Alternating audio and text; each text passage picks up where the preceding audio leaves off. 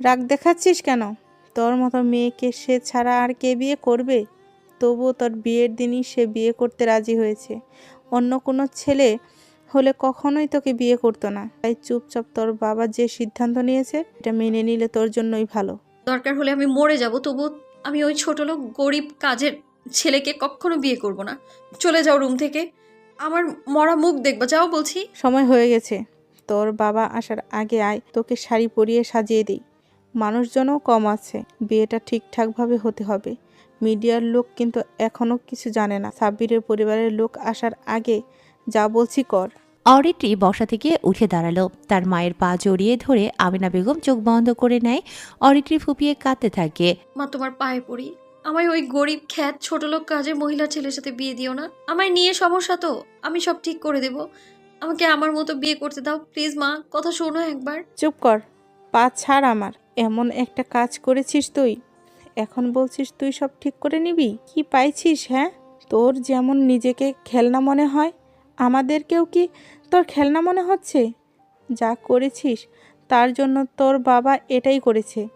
তোর সাপোর্ট করতাম সব কিছুতে, তোর জন্য আমার কত কথা শুনতে হয়েছে জানিস? তোর বাবাকে সাব্বিরের বাড়ির লোকেরা কত কথা শোনালো, এরপরেও কি তুই বলছিস সব ঠিক করে নিবি? কেন করছিস এমন?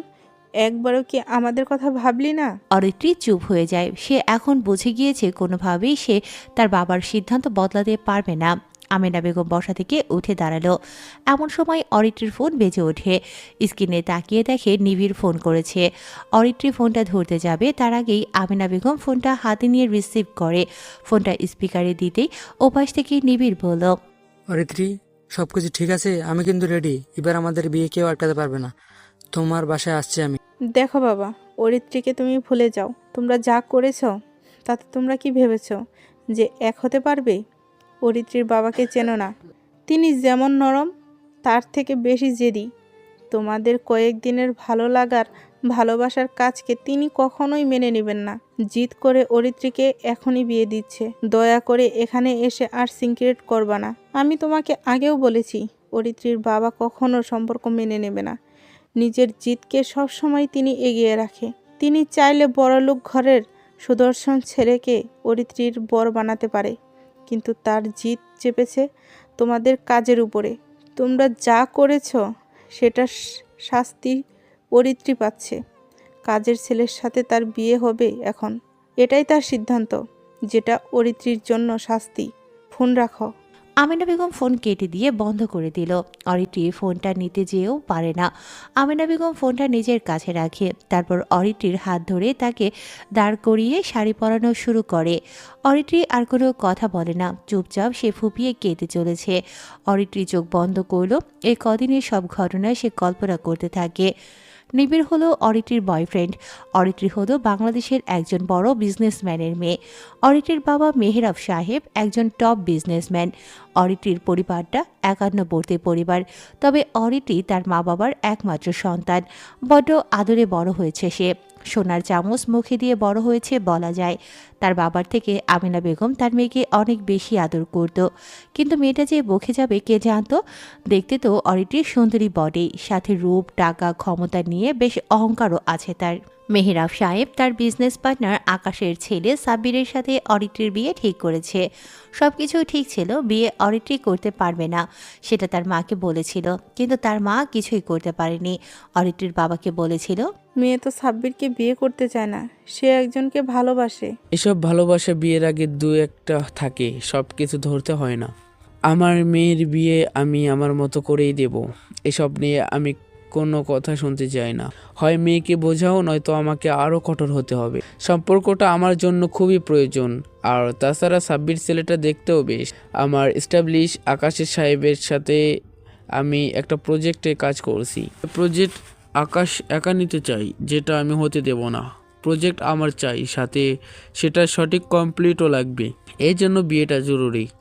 আমি বিজনেসম্যান, আমাকে ডমিনেট করা সহজ নয়। যাও সামনে থেকে।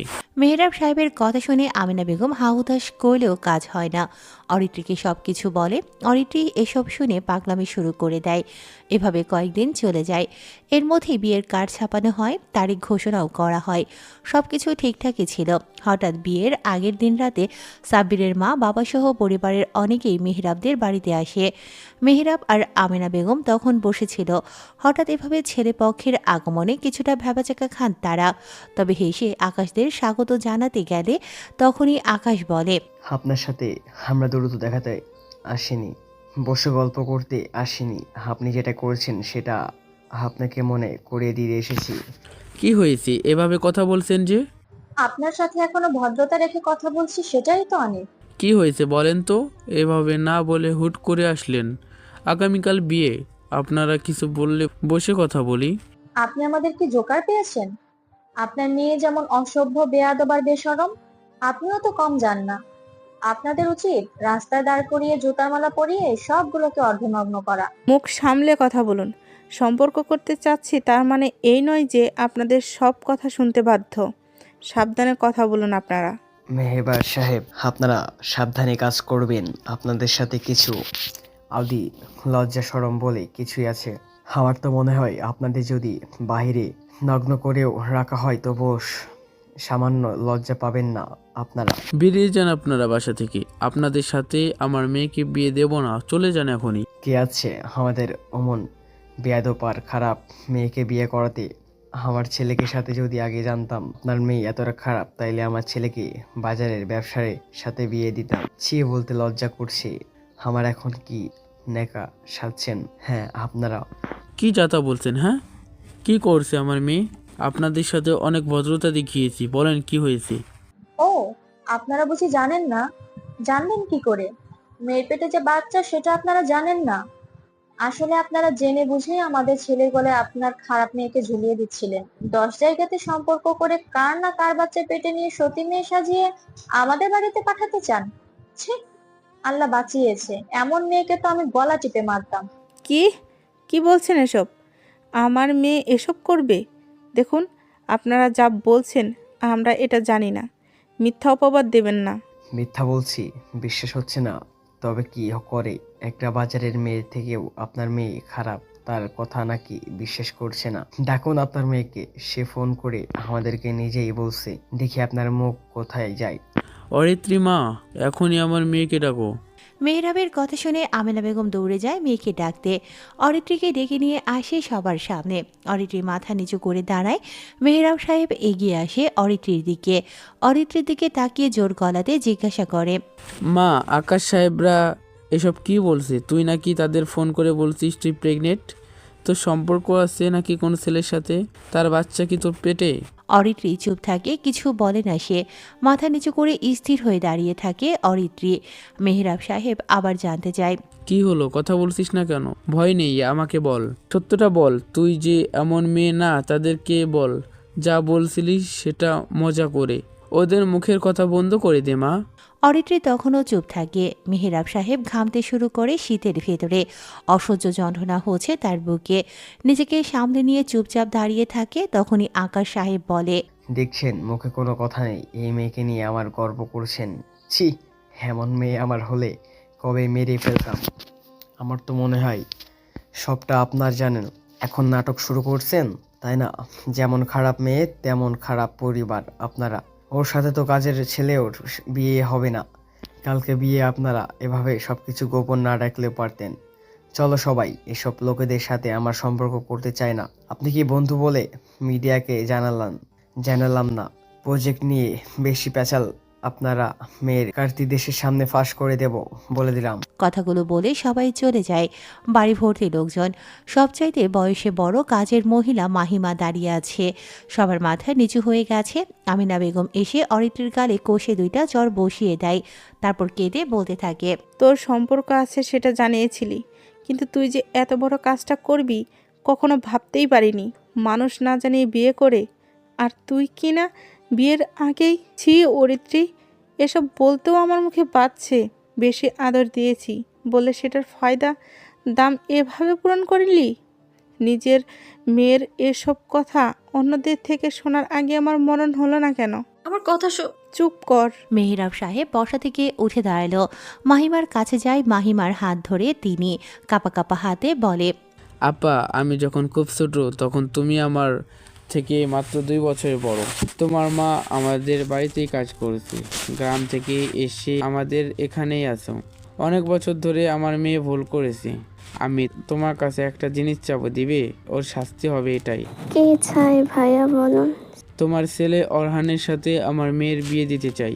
ওরা বলছে কাজের ছেলের সাথেও বিয়ে হবে না। আমি দেখাতে চাই ওরে কাজের ছেলের সাথেই বিয়ে দেব। দয়া করে আমাকে ফিরিয়ে দিও না। ছি ভাইয়া, কি বলো? আমার না থাকবে কেন? তোমাদের যা ভালো মনে করো সেটাই হবে। আমার ছেলে কিচ্ছু বলবে না। মাহিমার কথা শুনে মেহরাব সাহেব এগিয়ে আসে আমিনার দিকে। আমিনাকে বলে, তোমার মেয়ে কি ভেবেছে? কার না কার সাথে এসব করে বেরিয়েছে। ভাবছে বিয়ে ভাঙলে ওই ছেলের সাথে বিয়ে দেব? কখনো না। ওর বিয়ে আমার বাড়ির কাজের মহিলার ছেলে, সেও কাজ করে, তার সাথেই আমি তোমার মেয়ের বিয়ে দেব। এটা তার জন্য উপযুক্ত শাস্তি।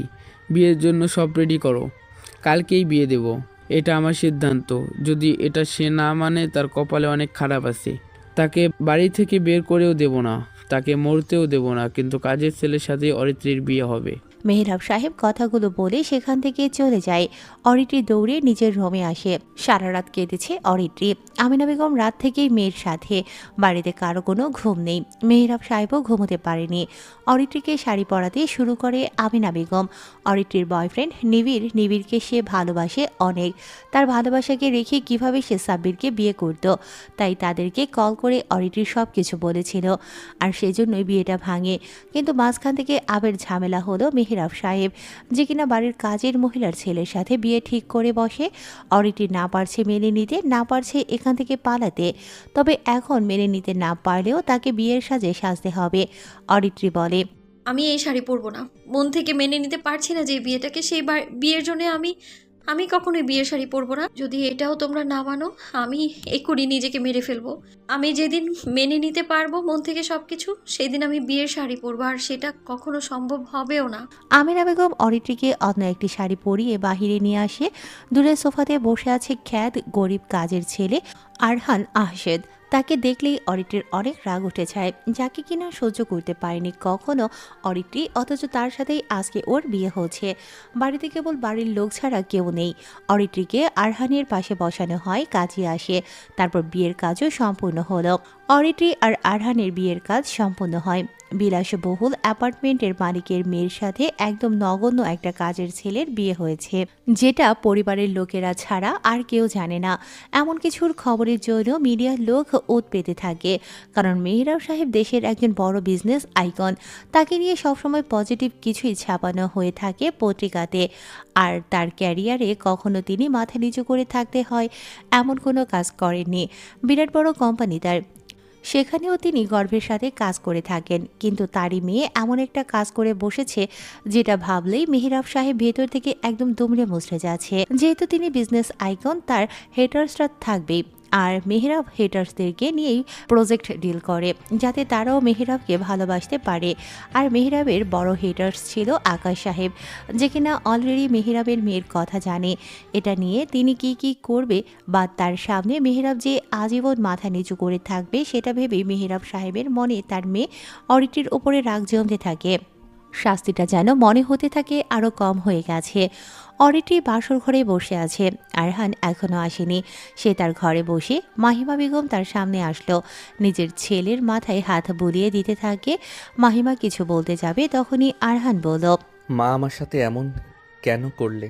তুমি জানো না বড় স্যারের মেয়ে কেমন অহংকারী, জেদি আর বদমেজাজি, আমাদের সবার সাথে কেমন বাজে ব্যবহার করে দেখোই তো।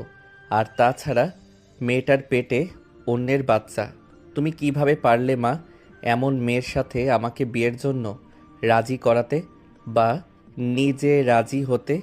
দেখ বাবা, তোর যে বাপ ছিল সে আমাকে রেখে চলে যায়। তোকে নিয়ে কষ্টে বেঁচে দেখি। পাশে দাঁড়িয়েছিল অদ্রিতার বাবা মা। ওনাদের অনুরোধ কিভাবে ফেলবো? তাই বলে আমার জীবনটা একটা জাহান্নামের ভিতরে ফেলে দিলে? এর থেকে তো এই বাড়ির গাড়িগুলোর যে গ্যারেজ আছে সেখানে মাসুদ কাকু কাজ করে, তার মেয়ে সিনথিয়া অনেক ভালো আছে। মেয়েটা আমার থেকে একটু সিনিয়র হলেও আমাকে সে পছন্দ করে। তুমি বড়লোক ঘরের মেয়েকে আমার গলায় ঝুলালে। বেশি কথা বলিস না তো, যা, বৌমা অপেক্ষা করছে। মানুষ কি বলবো যে বিয়ের পর দুজন দুজনের করে, যা এখান থেকে। আরহান বের হলো তার ঘর থেকে। মনটা খারাপ ওর, কি করবে বুঝতে পারছে না। সে গুটি গুটি পায়ে হেঁটে রুমের অন্য অরিত্রির দিকে এগিয়ে যেতে থাকে। দরজার কাছে আসতেই অরিত্রির কাজিনদের থেকে শুনতে পায়, কিরে ছোট লোকের জাত, বড়লোক ঘরের মেয়েকে তো চান্সে বিয়ে করে ফেললি, এখন তো তোরই সুখ। দেখিস আবার রাজ্যত্বটাও হাতানোর চেষ্টা করিস না। তোরই তো কপাল রে। নিজের চেহারার দিকে তাকিয়ে দেখেছিস কখনো? দেখতে কালো, তার উপর খ্যাত, জঘন্য চেহারা। তুই কিভাবে পারলি অরিত্রী আপুর সাথে বিয়ে করতে? যা যা, ভেতরে যা, সাবধানে কাজ করিস। আরহান মাথা নিচু করে নেয়। আসলে সত্য কথা, আরহান ছেলেটা দেখতে কালো, ঠিক কালো না, শ্যাম বর্ণের। কিন্তু সুন্দরী বড়লোক ঘরের মেয়েরা কখনো এমন ছেলেকে পছন্দ তো দূরে থাক, অপছন্দের লিস্টেও রাখবে না। প্রচণ্ড মন খারাপ আর কাপা কাপা হাতে দরজা খুলল আরহান। বিছানায় বসে আছে অরিত্রি, ফ্লোরে পড়ে আছে দামি বেনারসিটা, আর অরিত্রির গায়ে সাধারণ একটা শাড়ি, তবুও এটার দাম অনেক বেশি। আরহান ধীর পায়ে এগিয়ে যায় অরিত্রির দিকে। বিছানার এক কোণাতে বসতেই অরিত্রি ঘুরে তাকিয়ে চিৎকার করে বলে, চলো ওঠ বিছানা থেকে, বেয়াদব কুকুর কোথাকার। তোর এত সাহস কি করে হলো আমার অনুমতি ছাড়া রুমে ঢোকার? আমার বিছানায় বসার সাহস পেলি কোথায় তুই? জানোয়ার কোথাকার। কি ভেবেছিস? হ্যাঁ, বাবা তোকে আমার জামাই বলেছে বলে তোর বুকে ঝাঁপিয়ে পড়ে বলবো আমি? আমাকে কলঙ্কের দাগ থেকে বাঁচানোর জন্য ধন্যবাদ তোমায়। হারামির বাচ্চা, লোভী জাত, ছোট লোক কোথাকার। আমার জুতা মোছার যার যোগ্যতা নেই সে হয়েছে আমার বর। নিজের দিকে তাকিয়েছিস? আমাদের বাড়ির গ্যারেজের লোকেদের চোখে মুখে যে মোবিলের কালি লেগে থাকে, তোর চেহারাও ঠিক তেমনই। দূরে যা আমার থেকে। আরহান দূরে সরে আসে। বুকের ভেতরটা ওর কাঁপতে থাকে। মাথা নিচু করে নিয়েছে সে, চোখের কোণায় জল জমতে শুরু করে। আরহানের হাত পা কাঁপছে অনেক। কি বলবে সে বুঝতে পারে না। প্রথমবার কেউ তাকে এতটা অপমান করলো। যদিও নিজের চেহারা শ্যামবর্ণ হওয়াতে সবসময় মেয়েদের থেকে দূরে থেকেছে। মাইমা বেগম যত কষ্ট হোক ছেলেকে পড়াশোনা করিয়েছে। আরহান কখনো কারোর সাথে সেভাবে মিশেনি। আরহান অরিত্রির দিকে তাকালো। মেয়েটা দেখতে যথেষ্ট সুন্দরী, গায়ের রংটা দুধে আলতা, চেহারাতে কোনো খুঁত নেই। অরিত্রির রাগলেও যে সুন্দর লাগে সেটা কখনো আরহান খেয়াল করেনি। করবেই বা কী করে? মালিকের মেয়ে সে, তার দিকে তাকানোর জন্য বিশেষ যোগ্যতার প্রয়োজন আছে। আরহান কখনো কল্পনাও করেনি অরিত্রি তার বউ হবে। কি দেখছিস? হ্যাঁ, আমার দিকে তাকাবি না তুই। তোর তাকানোতেও আমার বমি চলে আসে। নিজেকে অসুন্দর মনে হয় আমার। টাকা নিচের দিকে দেখ, আমার দামি 50,000 টাকার শাড়ি পরে আছে। এটার যোগ্য তুই না, তোর থেকেও সে দামি। তবু দেখ, সে নিচে পড়ে আছে। আমি একটাবারের জন্যও শাড়িটা ধরিনি। আমার যেখানে মনটাই বিয়েতে নেই সেখানে শাড়ি কেন পরবো? ওই শাড়ি সেদিনই পরবো যেদিন আমার মনের মতো বিয়ে হবে। কি ভেবেছিস তোকে বর হিসেবে মানবো আমি? না, কখনোই না। টেবিলের দিকে তাকা, একটা পেন আর পেপারস পড়ে আছে, যা ওটা হাতে নিয়ে পড় তুই। অরিত্রির কথাগুলো আরহানের বুকে তীরের মতো এসে বিঁধতে থাকে। শীতের ভেতরেও সে ঘামছে। খুব ধীর পায়ে সে টেবিলের দিকে যায়। একটা পেন রাখা, আর পেনের নিচে কাগজ, সেখানে হাতে লেখা অনেকগুলো লাইন আছে। আরহান সেটা হাতে নেয়। কেউ জানে না আরহান পড়াশোনা করে। অরিত্রি বলে, সেখানে কি লেখা আছে জানিস? ওহ, তুই তো পড়তে পারিস না। শোন, পেপারটা হলো একটা কন্ট্রাক্ট পেপার। আমাদের বিয়েটা কাগজে কলমে, মন থেকে মানি না আমি। তবুও আমার জন্য কন্ট্রাক্ট বিয়ে দরকার। প্রথম লাইনে লেখা, 1 বছর আমাদের এই বিয়েটা কন্টিনিউ করতে হবে। তারপর আমার ব্যাপারে কোনো কিছু বলা যাবে না। বাইরের কাউকে কখনো বলা যাবে না আমাদের বিয়ে হয়েছে। কাউকে বলা যাবে না আমরা স্বামী স্ত্রী। কখনো স্বামীর অধিকার দেখানো যাবে না। কারো পার্সোনাল কোনো বিষয় নিয়ে কথা বলা যাবে না। আমার ঘরে অনুমতি ছাড়া আমার কাছেও আসা যাবে না। তুই সোফায় ঘুমাবি। আমি কখন বাইরে যাব না যাব, কার সাথে ঘুরবো, কার সাথে থাকবো, সেসব নিয়ে কখনো কথা বলা যাবে না। তোর ক্ষেত্রেও সেটা একই থাকবে। যদি তোর বিষয়ে আমার কোনো ইন্টারেস্ট নেই, যদিও আরেকটা কথা, বাবার সামনে আমার সাথে বউ হিসেবে কথা বলবি। সাইন কর। ওহ, তুই নাম লিখতে পারবি তো? আরহান কোনো কথা না বলে পেপারের কোণাতে সাইন করে, অরিত্রির দিকে বাড়িয়ে দেয়। অরিত্রিও সাইন করে নিল। তারপর পেপারসটা অরিত্রির শোকেজে তুলে রেখে বিছানায় এসে বসলো। আরহানের অনেক কান্না পাচ্ছে। অরিত্রির সামনে থেকে যদি সে চলে যেতে পারত, কিন্তু লজ্জাতে বসা থেকেও উঠে দাঁড়াতে পারছে না। সে সোফাতে বসে আছে। রুমের একপাশে 3টে সোফা।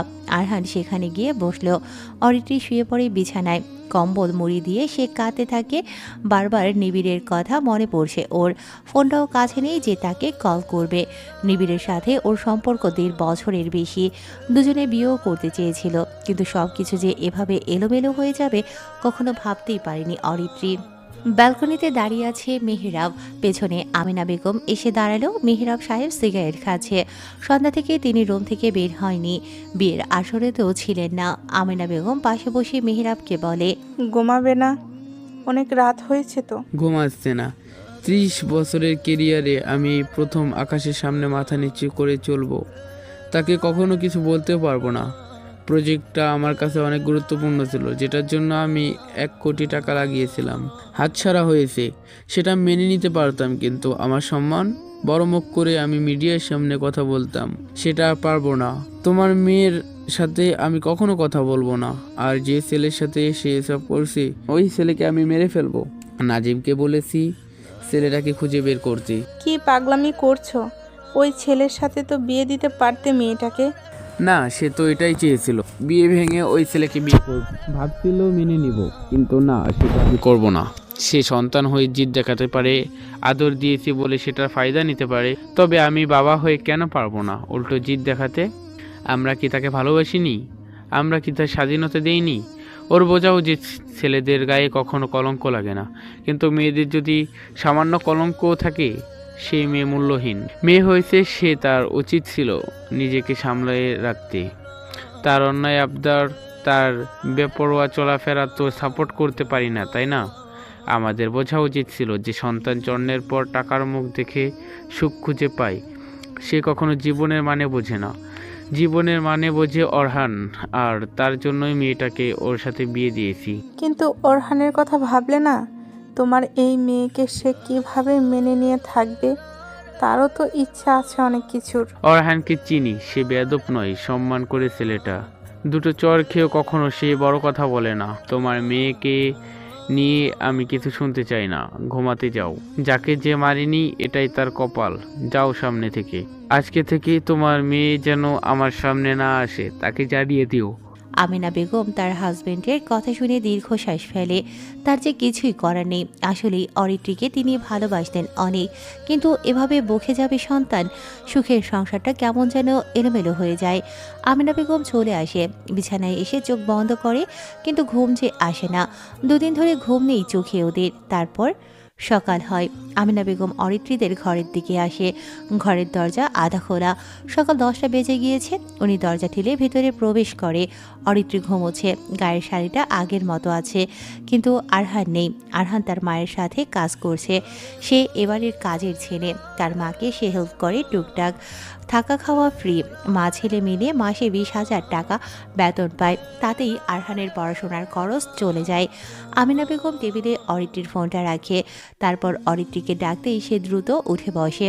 ঘুমের ঘোর কাটতেই সে দেখতে পায় ওর মা দাঁড়িয়ে আছে। অরিত্রি বলে, আমি বের হব। আমার ফোন কোথায়? নিবিড়কে কল দিব আমি। দেখ অরিত্রি, তোর বিয়ে হয়েছে, ভুলেও আর কোনো উল্টাপাল্টা কাজ করবি না। আমি মানি না এই বিয়ে, যাও রুম থেকে। আমিনা বেগম চলে যায় রুম থেকে। অরিত্রি ফোন অন করে নিবিড়কে কল দেয়। কয়েকবার বাজার পর নিবিড় ফোন রিসিভ করলো। অরিত্রি কাঁদতে থাকে। নিবিড়, কেমন আছো? তোমায় অনেক মিস করছি আমি। আমি তোমার কাছে যেতে চাই। ও অরিত্রি বলছো? তা কেমন কাটলো বাসররা? নিশ্চয়ই অনেক ভালো। যেটা আমার সাথে করার কথা ছিল সেটা অন্য কারোর সাথে করে ফেলেছো। অনেক মজা পাইছো, তাই না? কি যাতা বলো? হ্যাঁ, কোথায় আছো? দেখা করবো আমি। আর আমি কোথায় থাকবো? যেখানে থাকার সেখানেই আছি। আমি আসছি। অরিত্রি গোসল করে রেডি হয়ে নিল। ওড়না ছাড়া 1 পিস ড্রেস পরে চুলগুলো সুন্দর করে বেঁধে নিল। হালকা সাজুগুজু করেছে সে। ভ্যানিটি ব্যাগ নিয়ে বের হলো অরিত্রি। খাবার টেবিলে সবাই বসে আছে, মেহরাব সাহেব ছাড়া। মাহিমা তার বৌমাকে দেখে এগিয়ে আসে। মুচকি হেসে তার বৌমাকে বলে, কেমন আছো বৌমা? কাজের লোকের মুখে এমন কথা শুনে অরিত্রির আরও রাগ বেড়ে যায়। সে চিৎকার করে বলে, কি বলেন আপনি? বৌমা? আপনার ওই ছোট লোক ছেলের বউ আমি? হ্যাঁ, সেটা কাগজে কলমে, কিন্তু মন থেকে নই। আমাকে বৌমা বলে যদি আর একবার ডেকেছেন, আপনাদের সবাইকে বাড়ি থেকে বের করে দেবো বলে দিলাম। আর আপনাকে মুরব্বি বলেও মানবো না আমি। দূরে যান, আমার কাছে আসবেন না একদম। অরিত্রী, অনেক বেয়াদব হয়ে যাচ্ছিস তুই। হ্যাঁ, আমি বেয়াদব। তোর বাবা আসছে কিন্তু। আমি গেলাম, ফিরতে দেরি হবে। আমেনা, তোমার মেয়ে কোথায় যাচ্ছে? মেহরাবের কথা শুনে অরিত্রী দাঁড়িয়ে পড়ে। আমেনা বলে, বাইরে যাচ্ছে। ও বাহিরে? একা কেন? অরহান কোথায়? ওকে সাথে করে নিয়ে যেতে বলো। মা, আমি একা যাব, বন্ধুদের সাথে দেখা করতে যাব। সেখানে কাজের ছেলের কোনো কাজ নেই। সে কাজের ছেলে নয়, সে তার বিয়ে করা হাজবেন্ড। এখন থেকে বাইরে কোথাও গেলে তাকে সাথে করে নিয়ে যাবে। তোমার মেয়ে বেশি বেয়ারা হলে আমি তার আরও কঠিন ব্যবস্থা নিতে পারি, জানিয়ে দাও। অরিত্রী, দাঁড়া, ওরহানকে ডেকে দিচ্ছি। অরিত্রীর রাগে নাক ফুলিয়ে ফেলে। ফর্সা মুখটা রাগে লাল হয়ে গেছে। বিরক্তির অনুভূতি নিয়ে চুপচাপ দাঁড়িয়ে আছে সে। আরহান আসে মেহরাবের সামনে। স্যার ডেকেছেন আমাকে? হ্যাঁ, তোমার বউ বাইরে যাচ্ছে, তোমাকে বলছে। মানে না, মানে হ্যাঁ বলেছে। তাহলে তুমি রেডি হওনি কেন? যাও ওর সাথে। আমেনা, তোমার মেয়ের গাড়ির চাবি অরহানকে দাও, সে গাড়ি চালাতে পারে দারুণ। মা, আমি একা যেতে পারবো, কারো দরকার পড়বে না আমার। আমেনা, ওর থেকে ক্রেডিট কার্ড, গাড়ির চাবি আর রুমে যত ড্রেস আছে সব কিছু নিয়ে নাও, দেখি সে একা কত দূর যেতে পারে। অরিত্রীর রাগে আরো লাল হয়ে যায়। আরহান একটা খুব কম দামি টি শার্ট আর প্যান্ট পরে মেহরাবের সামনে আসে। আমিনা বেগম এসে আরহানের হাতে গাড়ির চাবিটা দিল। আরহান দ্রুত বের হয়ে বাড়ি থেকে। পেছনে অরিত্রী চুপচাপ হেঁটে আসতে থাকে। আরহান গ্যারেজ থেকে গাড়ি বের করতে গিয়ে সিনথিয়ার সাথে দেখা হয়। তারা জানেই না আরহান আর তাদের ম্যামের বিয়ে হয়েছে। আরহান গাড়ি নিয়ে বাহিরে আসে। তারপর অরিত্রীর সামনে এসে গাড়িটা থামায় আরহান। গাড়ি থেকে নেমে অরিত্রীর সামনে আসলো আরহান। অরিত্রী কোনো কথা ছাড়াই আরহানের গালে একটা চড় মারে। আরহান মাথা নিচু করে নেয়। সিনথিয়া তাকিয়ে দেখে সেদিকে। অরিত্রী রেগে বলে, তোর জন্যেই আজকে আমার এই অবস্থা। তোর মতো একটা ছোট লোকের সাথে আমার এখন বের হতে হচ্ছে। তোকে দেখলেই তো আমার রাগ উঠছে এতটা, তুই ধুর, ভাল লাগে না। শোন, তুই আমার ড্রাইভার হয়ে আমার সাথে যাবি। এর বেশি কিছু তোকে যেন না করতে দেখি। আচ্ছা ম্যাম। আরহান গাড়ির দরজা খুলে দেয়। অরিত্রী উঠে বসলো গাড়িতে। আরহান দ্রুত ড্রাইভিং সিটে বসে। অরিত্রী ঠিকানা বলে কাশবন। আরহান গাড়ি স্টার্ট করে সেদিকে যেতে থাকে। সব লস হয়ে গেছে। আমার মেহেবারের সাথে যদি আমার পরিবারের সম্পর্ক তৈরি হতো, তাইলে আজকে আমি হতাম ইন্টারন্যাশনাল বিজনেস আইকনের একজন। এসকে গ্রুপের সাথে একটা টক্কর দিতে পারতাম। আকাশের কথা শুনে তার কোম্পানির সবাই চুপ হয়ে গেছে। আকাশ হলো মেহরাবের পরে একজন বিজনেসম্যান। এসকে গ্রুপ যত কোটি টাকার প্রজেক্ট আছে সব কিছু দেখে এই দুজন লোক, মেহরাব আর আকাশ, দুজন প্রজেক্ট হাতে নেয়। এই দুজন দুই কোম্পানির থেকে যত প্রোডাক্ট লঞ্চ করে সব কিছু কিনে নেয় এসকে গ্রুপের মালিক। তবে এদিকে এগিয়ে মেহরাব। এসকে গ্রুপের মালিক বাংলাদেশি হলেও বিদেশের সব কিছু। তারা একসাথে অনেকগুলো পণ্য নিয়ে আন্তর্জাতিক মার্কেট ধরে রেখেছে। তবে মজার ব্যাপার হলো এই এসকে গ্রুপটা বেশি দিন হয়নি কোম্পানি লঞ্চ করেছে, মাত্র 3 বছর হয়েছে, আর তাতেই ওরা মিলিয়নে পৌঁছে গিয়েছে। এসকে গ্রুপ প্রতিষ্ঠার পেছনের গল্প সবারই জানা। ছোট থেকে তারা মাত্র কয়েক বছরেই কিভাবে বড় কোম্পানিতে পৌঁছেছে এটা যেন স্বপ্নের মতো। বিজনেস মাইন্ড বেশ দক্ষ এই গ্রুপের মালিকের, কিন্তু এখনও তিনি দেশে আসেনি। তার ম্যানেজার সব কিছু হ্যান্ডেল করে। এই প্রজেক্টটা ঠিকঠাক হলে তবেই সেই মালিক দেশে আসবে, কোম্পানির উপরে ইনভেস্ট করবে সরাসরি। কিন্তু মেহরাব এই প্রজেক্ট হাতছাড়া করলো। কি করবে বুঝতে পারছে না মেহরাব। ওদিকে আকাশ প্রজেক্টটা পেয়েও ঠিক সুবিধা করতে পারছে না, কারণ মেহরাব সাহেবের যে প্ল্যানিং ছিল তাতে ওদের কোটি টাকা আসতো, কিন্তু এখন সেটা আর সম্ভব নয়। আকাশ বলে, আমাদের এখনই একটা প্রজেক্টটা কমপ্লিট করতে হবে, সবাই কাজ করো। মেহরাবকে তো আমি দেখে নেব, তাকে আমি সব সময় আমার নিচে রাখবো। আকাশ কথাটা বলে বের হয়। ঠিক তখনই কতগুলো মিডিয়ার লোক এসে আকাশের সামনে এসে দাঁড়ায়। আরিফ নামের একজন সাংবাদিক প্রশ্ন করে, স্যার, আপনার ছেলের সাথে এই গ্রুপের মালিক মেহরাবের মেয়ের সাথে বিয়ে হওয়ার কথা ছিল গতকাল, আপনারা কেন জাননি? এই বিয়ে নিয়ে কি কোনো কথা বলেননি? আপনারা কি বিয়ে করতে চাননি? দেখুন, পারিবারিক বিষয়, তাই এটা নিয়ে কথা বলতে হচ্ছে নেই। তবে পারিবারিক কিছু সমস্যার কারণে বিষয়টা এখন আর এগিয়ে নিচ্ছি না। কেমন সমস্যা? ছেলে বা মেয়ের কোনো এফআইআর আছে নাকি? বিজনেস ইস্যু নিয়ে সম্বন্ধ বন্ধ করে দিলেন। সব কিছু বিজনেস বিষয়, আশা করি এটা নিয়ে আর কোনো কথা প্রশ্ন হয় না। স্যার। আকাশ আর দাঁড়ালো না, সেখান থেকে দ্রুত চলে আসে। মেহরাব সাহেব টিভিতে এসবের নিউজ দেখছিলেন।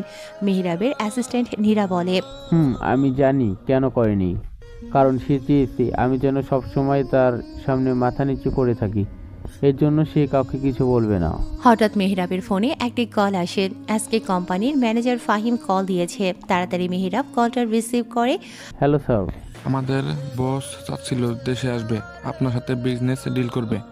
আপনার আগামী 5 বছরে যত প্রোডাক্ট আছে সবগুলো আমাদের বস নিতে যাচ্ছে।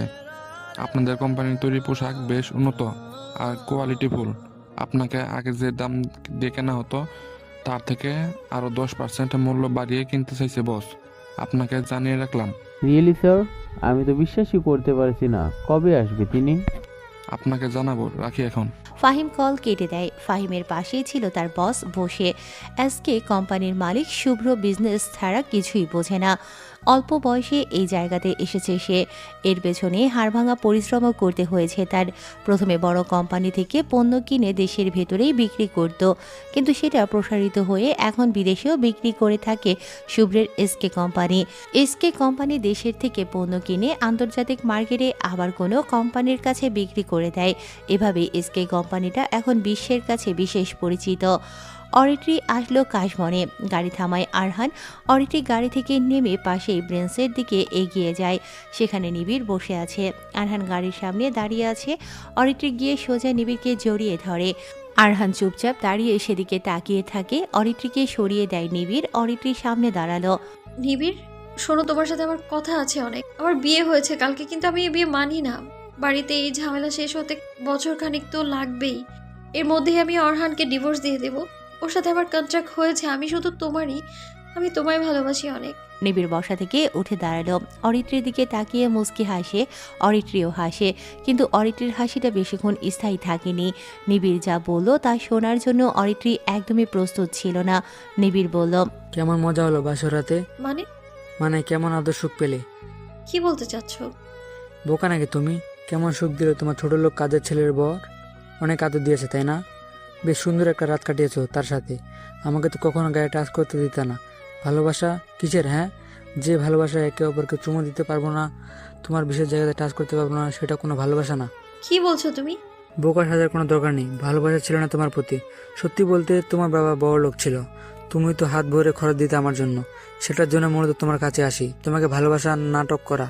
এখন তুমি বিবাহিত, তোমার শরীরে অন্য কারো ছোঁয়া। তুমি এখন বিবাহিত মেয়ে, তোমাকে এখন গ্রহণ করার ইচ্ছে নেই আমার। করতে পারি যদি তুমি বাড়ি ছেড়ে চলে আসো আর সাথে 10 কোটি টাকা আনতে পারো, তবে তোমাকে আমি অন্য কোথাও নিয়ে চলে যাবো।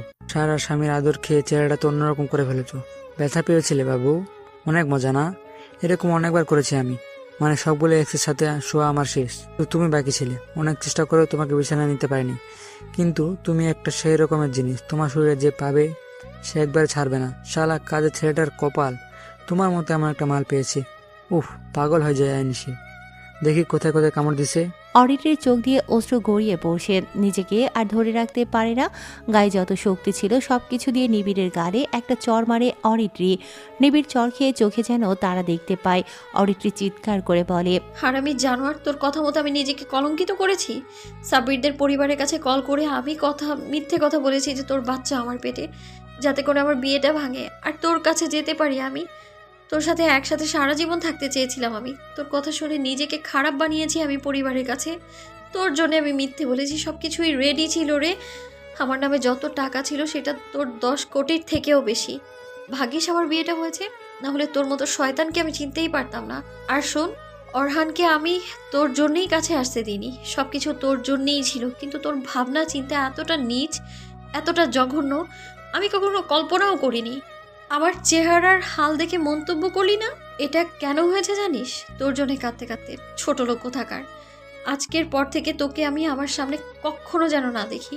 আমার দেওয়া শার্ট, টি শার্ট, আইফোন সব ফেরত দিবি, না হলে তোকে আমি এক্ষুনি পুলিশে দেবো আমার উপর নির্যাতনের জন্যে। এক্ষুনি ফেরত দে জানোয়ার। অরিত্রির কথা শুনে নিবিড় অরিত্রির পা জড়িয়ে ধরে। অরিত্রির পা জড়িয়ে ধরে নিবিড় বলে, জান, সরি, আমাকে মাফ করে দাও। আমি বুঝতে পারিনি তুমি এত ভালোবাসো আমাকে। আমার ভুল হয়ে গেছে। সর বেয়াদব, একদম ধরবি না, নাহলে তোকে জুতা দিয়ে মারবো আমি। প্লিজ এভাবে যেও না অরিত্রি, আমাকে মাফ করে দাও। অরিত্রির পা থেকে জুতো খুলে তারপর নিবিড়ের গায়ে জোরে জোরে মারতে শুরু করে। অরিত্রি জুতো ফেলে দিয়ে বলে, তোর গিফট দিলাম, এই জুতাও আমি পরবো না, তোকে সব কিছু দান করে দিলাম শালা হারামি। অরিত্রির কথাগুলো বলে সোজা চলে আসে গাড়ির কাছে। সে কাছে আরহান দ্রুত গাড়ির দরজা খুলে দেয়। অরিত্রি গাড়িতে উঠে বসলো। নিবিড় আর অরিত্রির সম্পর্ক 1.5 বছর। 1.5 বছরে অরিত্রি নিবিড়ের হাত খরচ সহ যা যা লাগে সবকিছু নিজ থেকে দিয়েছে। কিন্তু হঠাৎ করে মেহরাব সাহেব আকাশের ছেলের সাথে অরিত্রির বিয়ে ঠিক করে। অরিত্রির বাসাতে মানাতে পারেনি বলেই নিবিড়কে সব কিছু জানায়। তখন নিবিড় জানিয়েছিল ওই পরিবারে কল করে অরিত্রি যেন বলে তার পেটে নিবিড়ের বাচ্চা। অরিত্রি কোনো কিছু না ভেবে, পরিবারের মান সম্মানের কথা না ভেবেই নিবিড়ের কথা মতো কাজটা করে। অথচ নিবিড় আজকে অরিত্রির ভালোবাসাকে এরকম মূল্য দিল। অরিত্রি নিজেকে সামলাতে পারে না, সে একাধারে কেঁদেই চলেছে। আরহান গাড়ি ঘুরিয়ে অরিত্রিকে বলে, ম্যাম এখন কোথায় যাব? জাহান্নামে, আমি মরতে চাই, তোর যেদিকে মন চায় নিয়ে যা, যেন আমি মরতে পারি সেখানে সহজে। আচ্ছা ম্যাম। আরহান গাড়ি চালাতে থাকে। 30 মিনিট পর আরহান একটা জায়গাতে এসে গাড়ি থামায়। আরহান গাড়ি থেকে নামে, অরিত্রিকেও নামতে বলে। অরিত্রি নেমেই অবাক হয়। ঢাকার ভিতরে এত সুন্দর জায়গা কখনো অরিত্রি দেখেইনি। একটা বিরাট বড় ফুলের মাঠ, অনেক মানুষই আছে, তবে পরিবেশটা এতটাও শোরগোলপূর্ণ নয়। ফুলের বাগানের চারপাশে লেখা ফুল ছেঁড়া সম্পূর্ণ নিষেধ। জমির কোনায় খুঁটিতে সিসি ক্যামেরা লাগানো। একটা বেঞ্চে গিয়ে বসলো আরহান। পেছনে একটি পুকুর। পুকুরটা যে পদ্ম পুকুর নামে পরিচিত সেটা আর বলা লাগে না। অরিত্রির কয়েক মিনিটেই মন ভালো হয়ে যায়। সে এসে আরহানের বেঞ্চে বসলো। আরহান উঠে দাঁড়ায়। অরিত্রি চুপচাপ বসে সামনের ফুল বাগানের দৃশ্য দেখছে। আরহান দূরে এসে তার বাটন ফোনটা বের করে চাপতে থাকে। আকাশ আর সাব্বির বসে আছে। আকাশ বেশ চিন্তিত, কারণ মেহরাবকে কিভাবে অপমান করা যায়। সামনে বিজনেসম্যানদের অ্যাওয়ার্ড শো আছে। সে যে যত বেশি প্রফিট আয় করে সে অনুসারে প্রতি বছরে তাকে একটি করে অ্যাওয়ার্ড দেওয়া হয়। বাবা, এখন কি হবে? আমাদের মিডিয়াকে জানানো উচিত যে মেহরাবের মেয়ের সাথে আমার কেন বিয়ে হয়নি। এখন নয়, প্রজেক্টের কাজ শেষ পাবে না। প্রথমে এখান থেকে লস খাবে, এবার অ্যাওয়ার্ড শোতে উইনার আমি হব, এরপর পর্দা ফাঁস করব। তাকে ক্ষতি করতে হবে, না হলে সে কখনো নিচে নামতে পারবে না, আর আমরা কখনো উপরে উঠতে পারবো না। এসকে গ্রুপ কোনো কাজের জন্য 1 নম্বর কোম্পানিকেই হায়ার করবে। আমাদের জন্য অফার কম, আমরা প্রফিট আয় করতে পারি না এখানেই। ঠিক বলছিস। ওর মার্কেট বালুতে বস নামিয়ে দিতে হবে। একটা মিটিং করতে হবে আমাদের ইভেন্টেরদের নিয়ে, তবে পণ্যর দাম কিছুটা কমিয়ে দিতে হবে। বাবা, এতে তো আমরা লস করব। নাই, লস হবে। পণ্যর দাম কমিয়ে বাজারে ছাড়বো, তারপর মেহরাবের কোম্পানি ডাউন খাবে। একই পণ্য কম দামে আমরা বিক্রি করব, বেশি লাভ। মাল পরে বা থাকার চেয়ে অল্প দামে বিক্রি করাটাও একটা কাজ হবে। সেটা সময় সুযোগ বুঝে পণ্যর দাম যখন হো হো করে বাড়বে শুরু করবে, তখনই আমরা কমিয়ে দেব। এটাকে বলে মার্কেট ধরে রাখা। ঠিক আছে বাবা, সেটাই হবে। ওরা ওদের মতো কথা বলতে থাকে। এদিকে এসকে কোম্পানির মালিককে স্বাগত জানানোর জন্য মেহরাব এখন থেকেই বড় রকমের প্ল্যানিং করতে শুরু করেছে। অরিত্রি অনেকটা সময় এখানে বসে থেকে গাড়ির কাছে আসে। আরহানকে সে শুধু বাটন ফোনটাই চাপতে দেখেছে। গাড়িতে উঠে বসলেও অরিত্রি। আরহান গাড়ি চালাতে যাবে, তখনই অরিত্রি বলল, আজকে যা হয়েছে সেটা যেন কেউ না জানে। আমি চাই না পরিবার এসব জানো। ভাবিস না সুন্দর জায়গায় এনেছিস বলে তোকে আমি পছন্দ করতে শুরু করেছি। তোর মতো একটা ছেলে আমার গাড়ির ড্রাইভারেরও যোগ্য না, কিন্তু বাবা এটাই করেছে, আমাকে কেউ বোঝেই না। কখনো আমি আপনার যোগ্য হতে পারবো না, তাই চিন্তা করবেন না। আমি কখনো আপনাকে নিয়ে কিছু ভাববো না। ওরা বাড়িতে চলে আসে।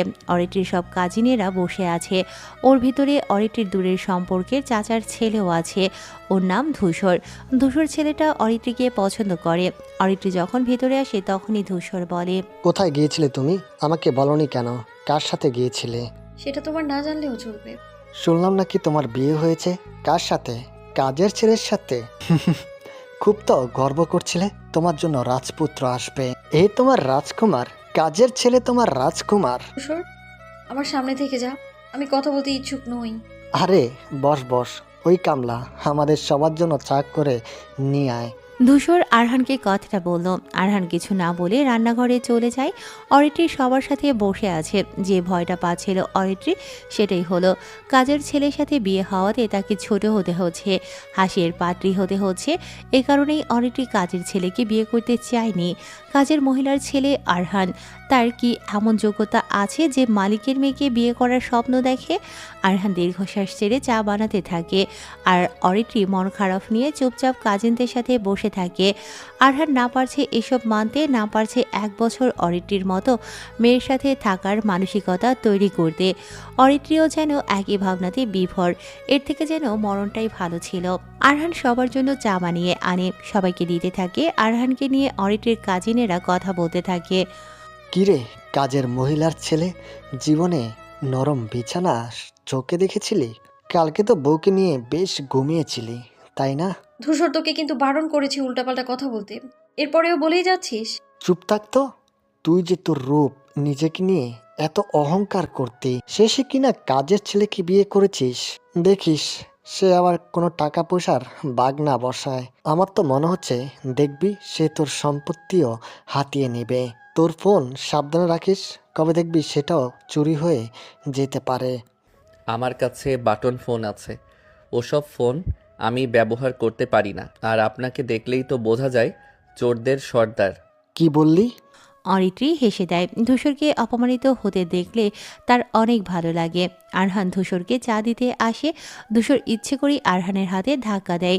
আরহান হাত থেকে গরম চা পড়ে ধূসরের পায়ের উপরে লাগে। ধূসর উঠে দাঁড়িয়ে আরহানের গালে একটা চড় দেয়। সবাই উঠে দাঁড়িয়ে যায়। বাড়ির অনেকে চলে আসে, সবাই দেখতে থাকে।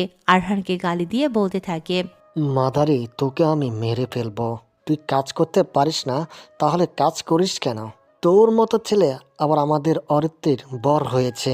শালা, নিজের দিকে তাকিয়েছিস কখনো?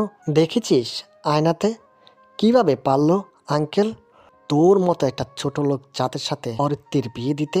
ধূসর, ওরহানের জামা ছেড়ে দে। চাচিমা, তোমরা কেন এমন করলে? চুপ কর, যা হবার হয়ে গেছে। এখন এসব নিয়ে আর কোনো কথা নয়। এমন করলে একটাও কিন্তু বাড়িতে ঢুকতে দেব না, বলে দিলাম। শালা হারামি, তোকে আমরা পরে দেখবো। ধূসর কথাটা বলে সেখান থেকে চলে যায়। আরহান ভেতর থেকে বাহিরে আসে। প্রচণ্ড মন খারাপ, ওর গায়ে হাতের ছাপ পড়ে গেছে। মাহিমা দূরে দাঁড়িয়ে ছেলের কষ্টগুলো দেখতে থাকে। এখন বুঝতে পারছে তার রাজি হওয়াটা ঠিক হয়নি। সে হয়তো ভেবেছিল যেমন ছিল তেমনই থাকবে, কিন্তু কিছুই এমন হয়নি, বরং তার সিদ্ধান্তের জন্য ছেলেটা কষ্ট পাচ্ছে। ছেলের সামনে যেতে লজ্জাবোধ হচ্ছে মাহিমার। নীরবে কেঁদে তিনি ভেতরে চলে যায়। অরিত্রীর আরও মন খারাপ হয়। কাঁদতে থাকে সে রুমে এসে। বন্ধুদের সাথে কয়েকদিন ধরে কথা বলেনি। তারা একের পর এক কল করেই গেছে, কিন্তু অরিত্রী রিসিভ করেনি। কল ধরলেই একই কথা, বিয়ের অনুষ্ঠানে কেন তারা যেতে পারেনি, কেন বন্ধ করা হয়েছে, কি বলবে অরিত্রী? নিবিড়ের কথাও জানতে চাইবে ওরা। আরহানকে যত দেখছে তত অসহ্য লাগছে অরিত্রীর। বাড়ির মানুষ ছাড়া এখনও কেউ জানে না আরহানের সাথে তার বিয়ে হয়েছে। নিবিড় জানতো, কিন্তু সে অরিত্রীর হুমকির ভয়ে শহর ছেড়ে পালিয়েছে।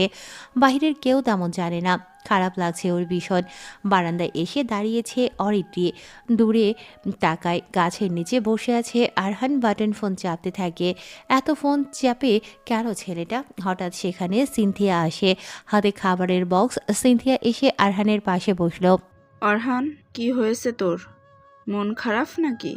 সকালে দেখলাম অরিত্রী ম্যাম তোকে চড় দিল, কি করেছিস? তেমন কিছু না, বাদ দে। চাচা কেমন আছে এখন? বাবা ভালো আছে। আজকে তো তুই সকালে যাসনি, তাই দুপুরে তোর জন্য খাবার রান্না করে এনেছি। তুই তো একবার হলেও আমার হাতের রান্না খাস। আচ্ছা সিনথিয়া, তুই তো দেখতে সুন্দর, তোর গায়ের রংটাও তো অনেক ফর্সা। আমি যে এত কালো, এত খারাপ দেখতে, চেহারাটাও তো ভালো না। আমার সাথে মিশতে তোর ঘেন্না লাগে না? কি বলিস? ঘেন্না লাগবে কেন? আর কে বলেছে তুই কালো? দেখতে উজ্জ্বল শ্যামবর্ণের। তোকে যদি বড় ছেলেদের মতো কোট টাই স্যুট বুটে দেখা হয়, তোকে তো একদম হিরোদের মতো লাগবে। দামি গাড়িতে যদি উঠিস, এমন ড্রেস পরে তোর উপর মেয়েরা কিরাস খাবে, বুঝলি? পাগল, ওসব ড্রেসের কত দাম জানিস? কমপক্ষে 20-30 হাজার টাকা লাগবে পুরো সেট, তবুও হবে না।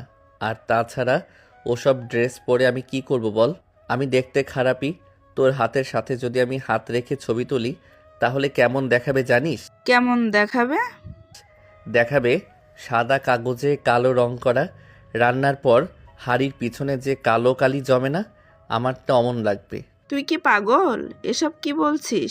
শোন, এভাবে বলবি না। সত্যি বলছি, তুই অনেক সুন্দর। শুধু নিজেকে অগোছালো করে রাখিস। পড়াশোনা করলি, একটা চাকরি নিতে পারিস, খালাম্মাকে এখান থেকে নিয়ে যা, একসাথে থাকবি। তা না করে এখানে পড়ে আসিস। কি করব বল? মা এখান থেকে যেতে চায় না।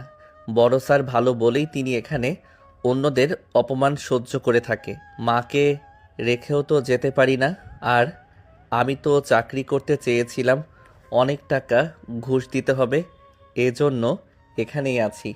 আমার বাবাও বড় স্যারের জন্য এই বাড়িতে গাড়ির কাজ করে থাকে। তোর তো ছেলেরা দেখতে আসে, তুই রাজি হোস না কেন? বিয়ের বয়স তো হয়ে যাচ্ছে, বিয়ে না করে বুড়ি হবি নাকি? চুপ থাক, এই নে খাবার খা। সিনথিয়া আরহানের দিকে প্লেট বাড়িয়ে দেয়। আরহান হাত ধুয়ে খাবারে হাত দিতেই আহ করে ওঠে। সিনথিয়ার সাথে সাথে আরহানের হাত ধরে বলে, কি হয়েছে রে? এভাবে চিৎকার দিলি কেন?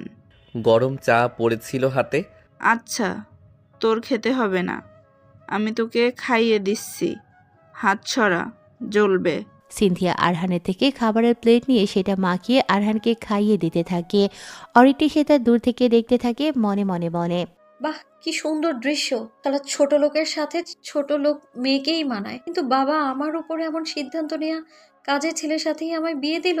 কাজের ছেলের সাথে কাজের মেয়েরই বিয়ে হয়, মিল হয়, অথচ আমার সাথে কাজের ছেলে জুড়ে গেছে। কিভাবে মেনে নিব এটা? অরিটি চলে আসে সেখান থেকে। নিবিড়ের কথা মনে পড়ছে, অনেক অনেক কাঁদতে ইচ্ছে করছে, কিন্তু এই কান্না সে কাউকে দেখাতে পারবে না। তাই অরিটি সোজা চলে যায় ওয়াশরুমে। বাথটবের ভেতরে বসলেও শীতের ভেতরে ঠান্ডা পানিতে বসে ট্যাপ ছেড়ে দিয়ে জোরে কাঁদতে থাকে।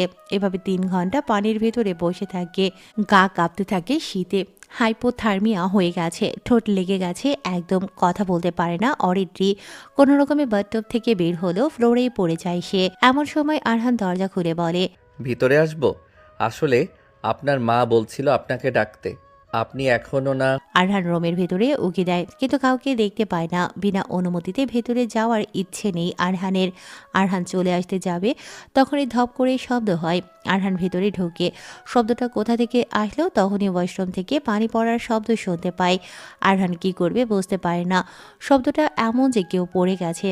একবার ভাবলো অরিত্রীর মাকে ডাকবে, কিন্তু পরক্ষণে মনে পড়ে অরিত্রীর মা তাকে ডেকে বলেছিল, বাবা, তোদের বিয়ে হয়েছে, এটা আপাতত গোপন রাখিস, তবে তোরা ঠিকমতো থাকিস। আমার মেয়ে রাগী, তবে দেখে রাখিস। দেখবি রাগ থাকলেও সে অনেক আবেগী। আরহান সাহস নিয়ে একবার ডাক দেয়, ম্যাম, কোনো সমস্যা হয়েছে? বড় ম্যামকে কি ডেকে দিব? ভেতর থেকে কোনো সারা শব্দ আসে না। আরহান আরও অনেকবার ডাকে, কি করবে সে বুঝতে পারে না। আরহান দরজায় হাত দিতেই সেটা খুলে যায়, তার মানে দরজা খোলাই ছিল। এমনিতেই প্রকৃতিতে শীতকাল, রোজ তাপমাত্রা 10 নয়তো 11তে থাকছে। এভাবে ঠান্ডার ভেতরে অরিত্রী 3 ঘন্টা পানিতে ডুবেছিল। হাত পা যেন সাদা হয়ে গেছে, হাইপোথার্মিয়াতে পড়েছে সে। ঠোঁট হাত পা সব স্থির হয়ে গেছে, কেবল সে ফ্যালফ্যাল করে অপলক তাকিয়ে আছে। আরহান আসলো কাছে। ম্যাম, ঠিক আছেন? আরহান তাকে ধরার সাহস পায় না, দৌড়ে চলে যায় আমিনা বেগমের কাছে। তাকে ডেকে নিয়ে আসে। আমিনা বেগম মেয়ের এমন অবস্থা দেখে চিৎকার করে ওঠে। তিনি তার মেয়েকে ধরে বিছানায় নিয়ে আসে। আরহান বলে, আমি বাহিরে আছি, আপনি সব কিছু চেঞ্জ করেন, কিছু লাগলে আমাকে ডাকবেন। তুই আর হাজবেন্ড, তুই চেঞ্জ কর। না ম্যাম। আরহান চলে যায় বাহিরে। আমিনা বেগম সব কিছু চেঞ্জ করে আরহানকে ডাক দেয়। আরহান এসে বলে, ওনার জন্য লেপ কম্বল যা আছে সব বের করি। আরহান 2টো ভারী লেফ কম্বল এনে অরিটির উপরে চাপিয়ে দেয়। তারপর হাত ধরে হাত ঘষতে থাকে জোরে জোরে। শ্বাস চলছে অরিটির। আমিনা বেগম কেঁদে চলেছে, কি করবে তিনি বুঝতে পারছেন না। আরহানকে বলে, ওরহান, তুই তো অরিত্রীর বর, অরিত্রীকে জড়িয়ে ধরে শুয়ে পড়। না না, কি বলেন ম্যাম, আমি পারবো না। পারবি না মানে? বর হয়েছিস, বউকে নিয়ে শুয়ে থাকতে পারবি না? ফাজলামো করিস? চিন্তা করবেন না, আমি গরম পানি করে আনছি, ওকে খাইয়ে দিন। আরহান দ্রুত ঘর থেকে বের হয়ে যায়। 1 মিনিটের ভেতরে হিটারে গরম পানি করে দ্রুত চলে আসে। অরিত্রীকে ধরে খাইয়ে দেয় হালকা করে। তারপর শুকনো কাপড় গরম জিটারে ছ্যাঁক দিয়ে অরিত্রীর মুখে হাতে কাঁধে ঘষতে থাকে। আমিনা বেগম চুপচাপ দেখছে আরহান অরিত্রীর প্রতি কতটা কেয়ারফুল। মনে মনে তিনি খুশি হলো, যাক মেয়েটাকে দেখে রাখার জন্য একজন তো আছে। আরহানের চোখে মুখে বিরাট দুশ্চিন্তা আর ভয়ের ছাপ স্পষ্ট। আরহান অরিত্রীর জন্য দৌড়াদৌড়ি করেছে। তোরা থাক, আমি গেলাম। অরিত্রীকে নিয়ে আর টেনশন নেই, ওর পাশে বসে পাহারা দে, রুম থেকে যাবি না। আমিনা বেগম চলে যায়। আরহান সোফাতে বসে থাকে। ঘন্টা পেরিয়ে যায়। বিকেল শেষে সন্ধ্যা হয়। আমিনা বেগম একবারও আর আসেনি এই রুমে। সন্ধ্যার নামাজ পড়ে তিনি দেখতে আসবেন ভাবে। ওদিকে অরিত্রীর ঘুম ভেঙেছে। অনেকটা গরম লাগছে তার। হাত পা নাড়াতে পারছে না, ভারী লেপ কম্বলের ভারে। এতগুলো লেপ কেন? তাকে ভাবে প্যাকেট করে কে রাখছে? কি হয়েছে তার? মনে পড়ে সে বাথটবের ভেতরে ছিল। জোরে একটা হাঁচি দিয়ে ওঠে অরিত্রী। আরহান সেদিকে তাকায়। অরিত্রী উঠে গেছে। আরহান এসে বলে, আপনি ঠিক আছেন? কি ব্যাপার, তুই এখানে কেন? তোকে না বলেছি না, না বলে রুমে ঢুকবি না তুই? আর আমার গায়ে এতগুলো লেপ কম্বল কেন? কথাগুলো বলে অরিত্রী উঠে দাঁড়ালো। আরহান আস্তে গলায় বলল, আপনি হয়তো বাথটবে অনেকক্ষণ ধরে গোসল করছিলেন। আপনি মিমি হাইপোথার্মিয়াতে পড়েছিলেন। আপনি ফ্লোরে পড়ে অজ্ঞান হয়ে যান, তারপর আপনাকে রুমে। আরহান পুরো কথা শেষ করতে পারেনি। অরিত্রী একটা চড় দেয় আরহানের গালে। আরহান গালে হাত দিয়ে অরিত্রীর দিকে তাকিয়ে থাকে। অরিত্রী বলে, আমাকে তুই ধরে রুমে নিয়ে এসেছিলি? আমাকে তুই সুযোগে টাচ করেছিলি? হ্যাঁ, আমাকে তুই আমার অসুস্থতার সুযোগ নিয়ে এভাবে রুমে নিয়ে এসেছিলি একা? আর আমি বেয়াদব কোথাকার। সব ছেলে একই রকম, সুযোগে কোনো মেয়েকেই ছাড় দেয় না তারা। অরিত্রী কথাগুলো বলে আয়নার সামনে আসলো। চোখ চলে যায় আয়নাতে। গায়ে তার অন্য ড্রেস পরা, ভেজা কাপড়গুলো পরে আছে দূরে। অরিত্রীর আরও রাগ উঠে যায়। সে আবার আরহানের কাছে আসে। আরহানকে আরেকটা চড় দিয়ে বলে, আমার ড্রেস তুই চেঞ্জ করেছিস তাই না? বাহ, তোর মতো জানোয়ারদের মানসিকতা দেখে আমি সত্যিই অবাক হলাম। হায় রে, তোকে বলেছিলাম আমায় অনুমতি ছাড়া ধরবি না। সেই সুযোগেই, আমার অসুস্থতার সুযোগ নিয়ে আমাকে তুই কাপড়টা পাল্টে সবকিছু দেখে ফেলেছিস। আসলে কেমন পুরুষ তুই? তোর পুরুষত্বে এতটুকু জেদ নেই? কিভাবে করতে পারলি তুই এটা? আচ্ছা, মজা পেয়েছিস? ঢং করে চুপ করে আছিস কেন? বল, কেমন লেগেছে আমায় কাপড় ছাড়া দেখতে? কি হলো, কথা বলছিস না কেন? অরিত্রী ঘুরে তাকায়। আরহান বের হয়ে চলে যায় রুম থেকে। অরিত্রী আরহানের চলে যাওয়ার দিকে তাকিয়ে আছে। তারপর শব্দ করে হাসতে থাকে। অরিত্রী তার ভেজা কাপড়গুলোর কাছে আসে। সেগুলো হাতে নিয়ে বলে, এই কাপড়ের মূল্য কি যদি ভেতরে জিনিস ঢেকে না রাখতে পারি? এমন সময় অরিত্রীর মা আমিনা বেগম অরিত্রীর রুমে প্রবেশ করে। আরহান বলেই তিনি ডাকতে থাকে, ওরহান, অরিত্রী কি উঠেছে? এ কি, ওরহান কোথায়? আর তুই উঠে গেছিস? যাক, কত ঘন্টা তুই অচেতন অবস্থায় ছিলি বলতো? ওরহান কতগুলো দৌড়ে দৌড়ে লেপ বের করে দিয়েছে দেখেছিস? কিরে, কথা বলছিস না কেন? আর উঠে আবার ভেজা কাপড় ধরেছিস? অরিত্রী কাপড়টা ফ্লোরে ছুঁড়ে ফেলে। বিছানায় এসে বসে। আমিনা বেগম গরম দুধ নিয়ে এসে টেবিলে রাখে। এভাবে কাপড় ছুঁড়ে মারতে দেখে উনি রেগে যায়। অরিত্রীকে বলে, কি হয়েছে তোর? আমার জীবনটা তো শেষ করে দিলে মা। আমার বেঁচে থাকার মানে নেই। আমি যদি মরতাম তাহলে ভালো হতো। ঢং করিস? পানির ভেতর পড়েছিলি কেন?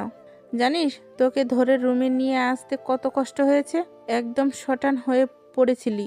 ওরহান আমাকে ডেকে এনেছিল, তোকে আমি ধরে নিয়ে আসছি রুমে, আর জেগেই ঢং চুরি করছিস? কি বললা? তুমি আনছো মানে? ওয়াশরুমে পড়েছিলাম, আমাকে অরহান ধরে আনছে না? না, আমি নিয়ে আসছি।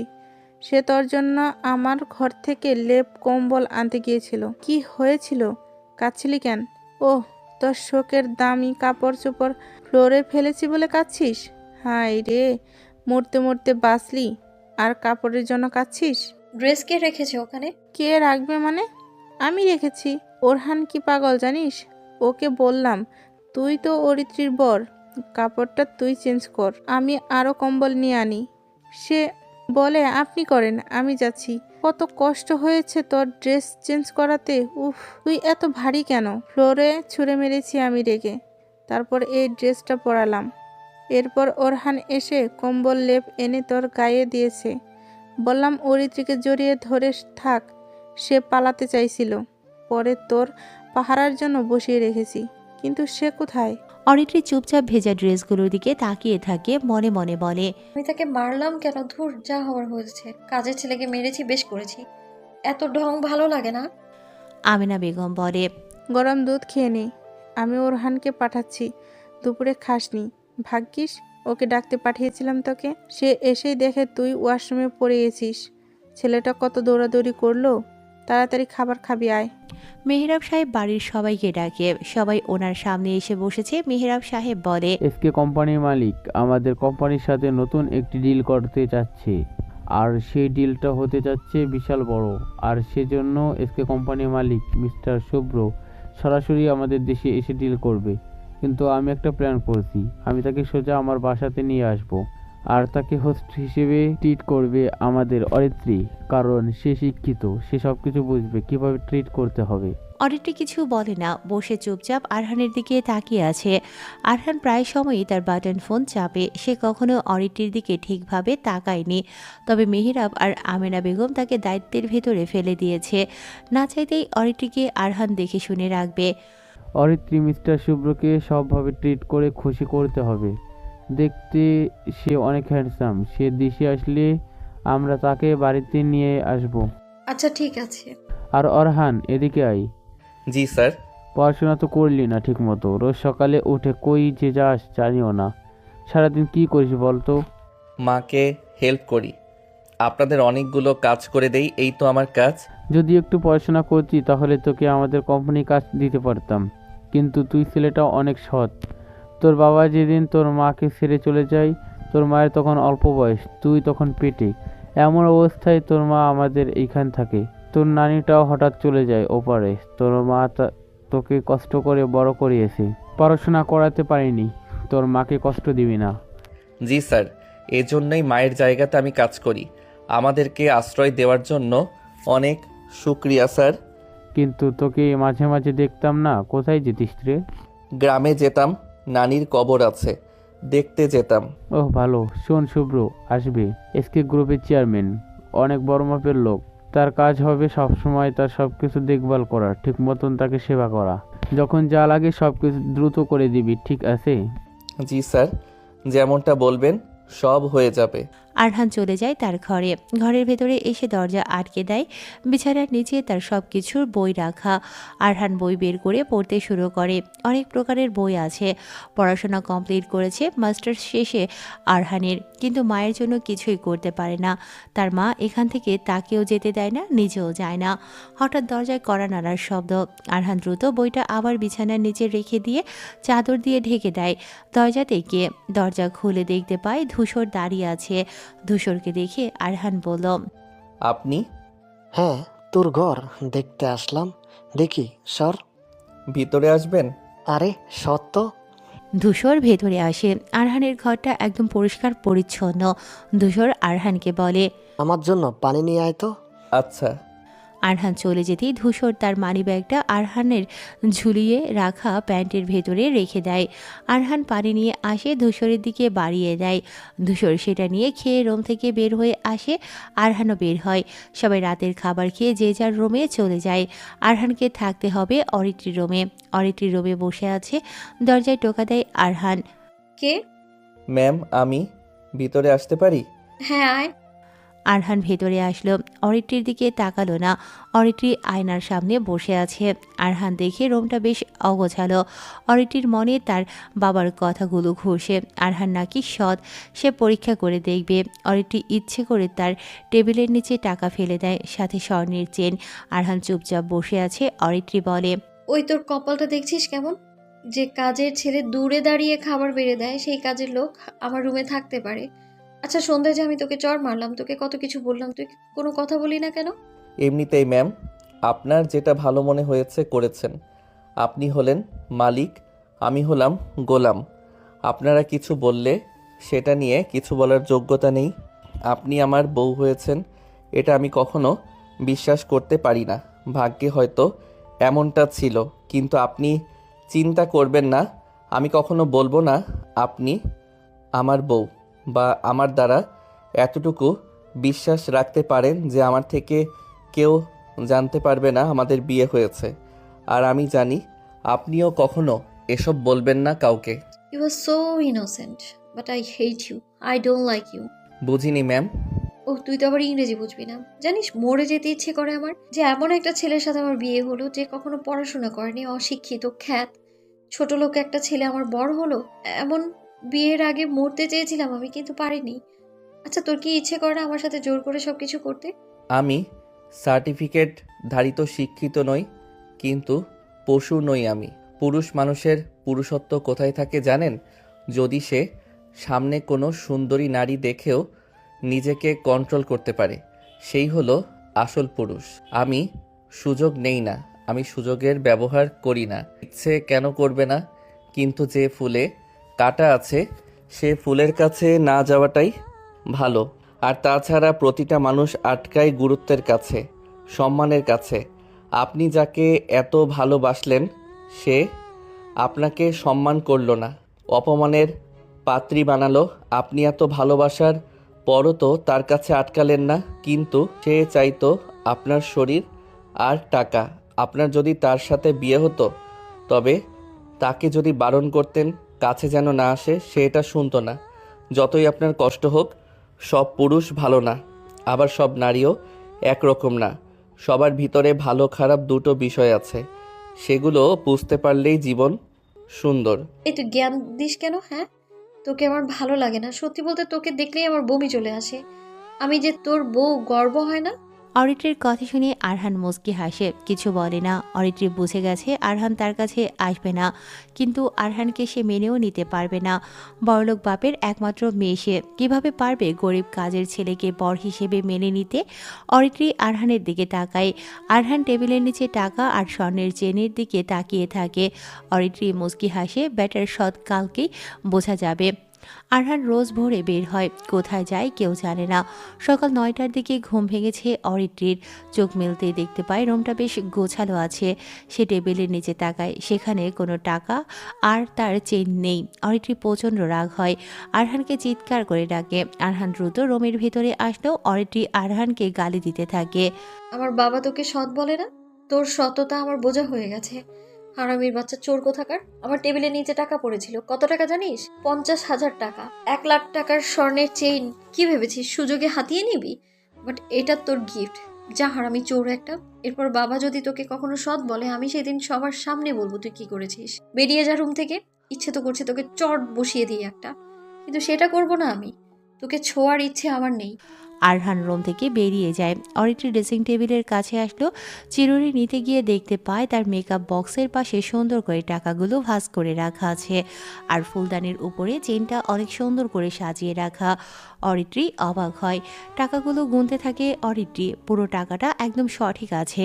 অরিত্রী মনে মনে বলে, আমি টেবিলের দিকে তাকাতেই পারতাম। তাকে অপমান করলাম, করেছি, বেশ করেছি। ছোট লোকই থাকবে। আরহান বাহিরে আসে। গ্যারেজে আসলো সে। হামিদ চাচা গাড়ির কাজ করছে, তার পাশে এসে বসলো আরহান। কি রে, তোকে তো আজ কয়েকদিন খুঁজে পাচ্ছি না, থাকিস কোথায়? চাচা, আমার তো প্রমোশন হয়েছে। কিসের? আগে বাড়ির কাজ করতাম, এখন সেটার পাশাপাশি আমাদের বড় স্যারের মেয়ে অরিত্রী ম্যামের গাড়ি ড্রাইভিং করি। হায় রে, এভাবে কি চলবে? পড়াশোনা করলি একা একা, এখন বাড়ির কাজ করবি নাকি? সমস্যা নেই, পড়াশোনা নিয়ে কাউকে কিছু বলবেন না চাচা। গরিবদের এসব দিয়ে কি হবে? চাকরির জন্য ঘুষ লাগে চাচা। সিনথিয়া আসলো সেখানে, হাতে একটা প্যাকেট। গ্যারেজের পেছনেই মেহরাবের বানানো সব লোকেদের জন্য বাড়ি আছে, সেখানেই হামিদ আর সিনথিয়া থাকে। সিনথিয়ার মা নেই, আরহানের মাকে সে মা বলে ডাকে। সিনথিয়া এসে তার বাবাকে খাবার দিয়ে আরহানকে বলে, ড্রাইভার হয়েছিস, কত বেতন দিবে রে? জানি না। একবার বেতন পেলে আমাকে কি দিবি বল? কি নিবি তুই? তুই যা ইচ্ছে দিবি। অরহান, আজকে ঘুরতে যাবি সামনে পার্কে? আচ্ছা। এই নে ধর, এটা তোর জন্য। ঘরে গিয়ে দেখবি। সিনথিয়া একটা প্যাকেট আরহানের হাতে ধরিয়ে দেয়। আরহান গ্যারেজ থেকে বের হয়। মেহরাব সাহেবের গাড়ির ড্রাইভার আছে গাড়ি নিতে। মেহরাব সাহেব বেরিয়ে যান। আরহান ভেতরে আসে। বাড়ির সব কাজিনেরা বসে আছে, অরিত্রী নেই। আরহান নিজের ঘরে আসতে যাবে, তখনই ধূসর ডাক দেয়, ওই ছোট লোকের জাত, কাজের ছেলে, এদিকে আয়। আমার সাথে এভাবে কথা বলছেন কেন? শালা, তোকে এখনো মারিনি, তাই তোর কপাল ভালো। আমি কি করলাম? আমার মানিব্যাগ কোথায়? মানি ব্যাগ কিসের? ধূসর এসে আরহানের ঘাড়ে ঘুষি দেয়। বাড়ির সবাই তখন এসে জড়ো হয়েছে। আমিনা বেগম ধূসরকে বকা দেয়। অরিত্রী এসেও দাঁড়িয়েছে। ধূসর আরহানের গেঞ্জি ধরে টেনে সবার সামনে আনে চিৎকার করে বলে, আরামের বাচ্চা, বেজন্মা শালা আমার মানিব্যাগ চুরি করেছে। বড় মা, আমার সাথে কালকে ওর ধাক্কা লাগে। তারপর থেকে আমি আমার মানিব্যাগ খুঁজে পাই না। অনেক জায়গাতে খুঁজেছিলাম, শেষে মনে পড়ে আরানের সাথে ধাক্কা লাগার কারণে আগ পর্যন্ত পকেটে ছিল। আমি শিওর আমার মানিব্যাগটা সে ছাড়া আর কেউ নেয়নি। ধূসর, তুই বেশি বেশি করছিস। আমরা ওরহানকে চিনি। বাড়িতে যা, দেখ কোথাও পড়েছে। আমার কথা বিশ্বাস হচ্ছে না? ওর হাতে কি দেখি। আরহানের হাত থেকে জলদি ধূসর প্যাকেটটা কেড়ে নেয়। তারপর সেটা টেনে ছিঁড়ে ফেলে। সেখান থেকে দামি একটা শার্ট বের হয়। ফ্লোরে পড়ে যায় সেটা। আরহান মেরুন কালারের শার্টের দিকে তাকিয়ে থাকে। সিনথিয়া তাকে দিয়েছে এটা। সিনথিয়া প্রায় সময়ই আরহানের ড্রেস গিফট করে। ধূসর সেই শার্টটা হাতে নিয়ে বলে, এটা আমাদের কোম্পানির শার্ট, এটার দাম 3000 টাকা। সে এত টাকা কোথায় পেল? তার আগের ড্রেসের থেকে এটা দামি। নিশ্চয়ই সে আমার টাকা দিয়ে এটা কিনেছে। পালা কুত্তার বাচ্চা, বল টাকা কোথায় রেখেছিস? চুরি কেন করেছিস? কথাটা বলে আরহানকে ঘুষি দেয় ধূসর। মাহিমা দৌড়ে আসে ছেলের কাছে। ধূসরের পা জড়িয়ে ধরে বলে, আব্বা জান, আমার ছেলে এমন না, সে কখনো চুরি করবে না। কত জিনিস পরে তাকে আমার ছেলে কখনো তো নেই না, বরং গুছিয়ে রাখে। তাকে অপবাদ দিয়েন না স্যার, ও কখনো চুরি করবে না। সর বুড়ি সামনে থেকে। কথাটা বলেই ধূসর মাহিমাকে ধাক্কা দিয়ে সরিয়ে দেয়। আরহান এগিয়ে আসে, ধূসরের হাত ধরে চোখের দিকে তাকায়। আরহানের চোখে তখন অন্যরকম ভাষা। ধূসরকে খুব আস্তে করে বলে, শোন, আমার সাথে যা ইচ্ছা কর, কিন্তু ভুলেও যদি আমার মা কষ্ট পায় বা আমার মাকে যদি মারিস, কসম আমি তোকে মেরে তোর লাশকে কত টুকরো করব সেটা তোর কল্পনারও বাহিরে। কি বললি? স্যার দয়া করে আমার মাকে মারবেন না। আমার মায়ের কোনো দোষ নেই। আমি সত্যি বলছি, আপনার টাকার কথা আমি জানি না। আর এই শার্ট। তুই আমাকে আগে কি বললি? আরহান চোখ দুটো লাল করে তাকিয়ে মুচকি হাসল। তারপর ধূসর কিছু বলতে যাবে, তখনই আমিনা বেগম বলে, ধূসর, ওরহানের ঘরে যা, দেখ খোঁজে। যদি তোর কথা মিথ্যে হয় তাহলে ওরহানকে দিয়ে তোকে মার খাওয়াবো বলে দিলাম। আমিনা বেগমের কথা শুনে ধূসর সহ আরও কয়েকজন আরহানের ঘরে আসে। আরহানের ভয় হয় যদি সে খাটের নিচ দেখে। অরিত্রিও ভেতরে আসে। ধূসর সোজা আরহানের প্যান্টের দিকে যায়। খুঁজতে খুঁজতে সেই প্যান্টের পকেটে হাত দেয়, একটা মানিব্যাগ বের করে। আরহান সহ সবাই অবাক হয়। ধূসর বলে, এই যে আমার মানিব্যাগ, বলেছিলাম না সে আমার মানিব্যাগ হাতিয়েছে। আমার মানিব্যাগে 10,000 টাকা ছিল। শালা আমার মানিব্যাগ চুরি করে এখন সাধু ভাব ধরেছে। চল বাহিরে। ধূসর আরহানের জামা ধরে টেনে আনে। তাকে আবার মারতে যাবে, তখনই অরিত্রি বলে, 1 মিনিট থাম, তোর মানিব্যাগটা দে আমায়। তুই কি করবি? দিতে বলেছি, দে। ধূসর অরিত্রীকে মানিব্যাগ দেয়। অরিত্রী মানিব্যাগ খুলল। 10,000 টাকা বের করে সে। ধূসরকে বলে, তোর মানিব্যাগে কত ছিল? সত্যি না বলে ভাববো এটা তোর কাজ।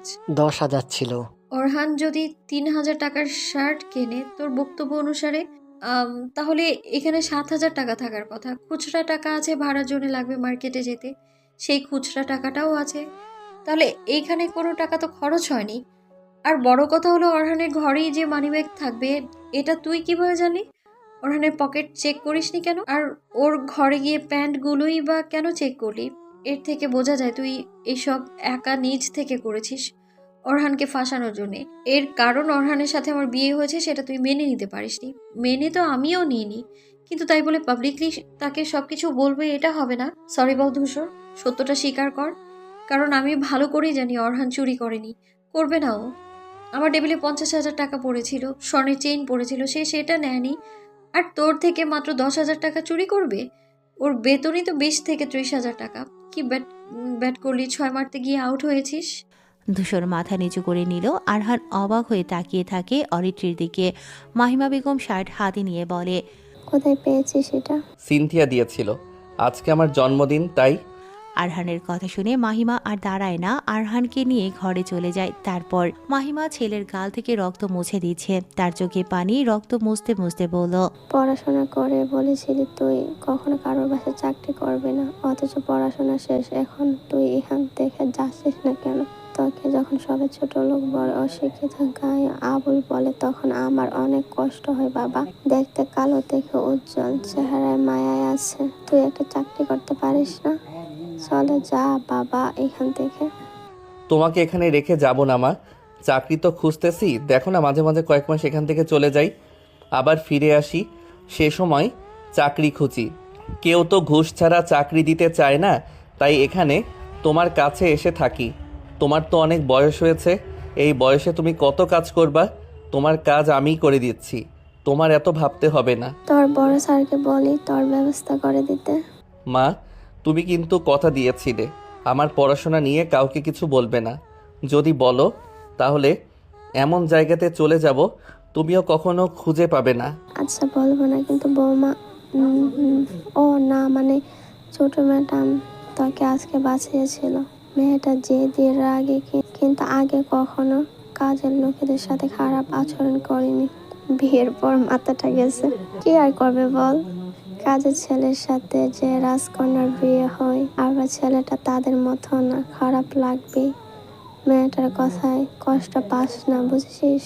আরহান কিছু বলে না, মায়ের কোলে মাথা রেখে শুয়ে থাকে। হঠাৎ আরেকটা কাজের লোক এসে দরজায় কড়া নাড়ে ওদের। মাহিমা বলে, কেন? আচ্ছা। আরহান উঠে দাঁড়ায়। মাহিমা আর সে একসাথে বের হয়। পায়েস রেঁধেছিল মাহিমা, সেটা একটুখানি নিয়ে সিনথিয়ার কাছে চলে যায়। আর আরহান আসে অরিত্রির ঘরের সামনে।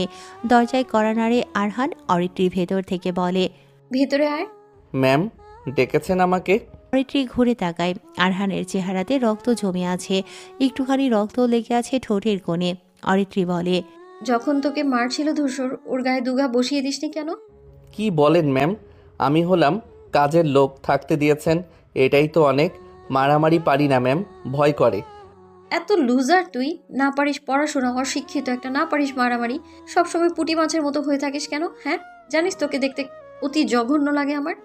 তোকে আমার একটুও ভালো লাগে না, তবুও তোর সাথে আমার থাকতে হবে 1 বছর। কবে শেষ হবে এতটা সময়? আপনি চাইলে আরও আগে আমাকে ডিভোর্স দিতে পারেন। আমি তো খেল না, যখন যা ইচ্ছে তাই করা হবে, তাই না? তোকে দেখলেই আমার বিরক্ত লাগে। সমস্যা নেই ম্যাম, বিরক্তিকর আমি জানি। আমাকে এত অপমান করেন তবুও সহ্য করি, কারণ আপনারা মালিক পক্ষ। এত কিছু আমাদের বললেও কিছু হবে না, আমরা সব সহ্য করতে পারি। তোর সাথে কথা বললেও আমার রাগ লাগে, সব সময় একরকম হেয়ারস্টাইল।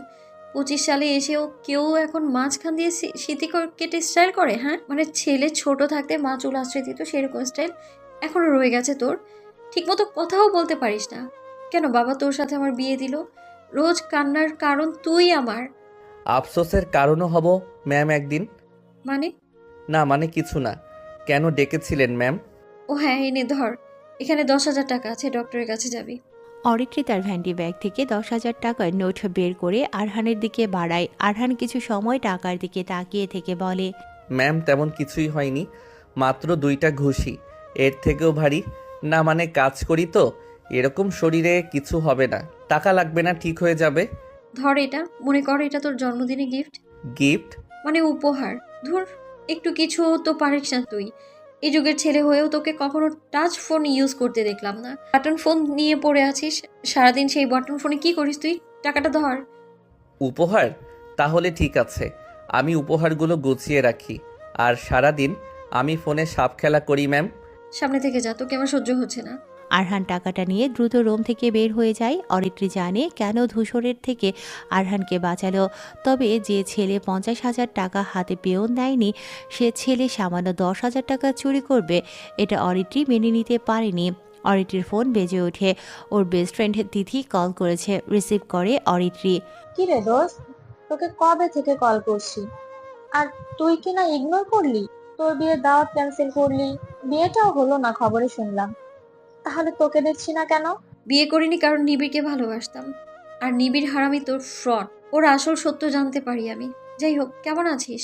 আজকে দেখা কর, তোর জন্য একটা নিউজ আছে, বিকালেই আসবি। অরিত্রি আরও কিছু সময় কথা বলে ফোন কেটে দেয়। আজকে বের হতে হবে তার। একই কোয়ালিটির সব ধরনের পোশাকের দাম কমিয়ে দিয়েছে এয়ার কোম্পানি। একদিনে মার্কেট ভ্যালু গিয়ে দাঁড়িয়েছে অনেক টাকা। আকাশ এখন বেশ লাভের মুখ দেখছে। আর মেহরাবের ফ্যাশন কোম্পানি এখন অনেকটা এক্সপেন্সিভ হয়ে গেছে। পণ্যের দাম আগের মতোই আছে, তবে স্টক বাজারে চাহিদা কমতে শুরু করে দেয়। স্যার, সব তো দেখছেন, কি করব বলুন?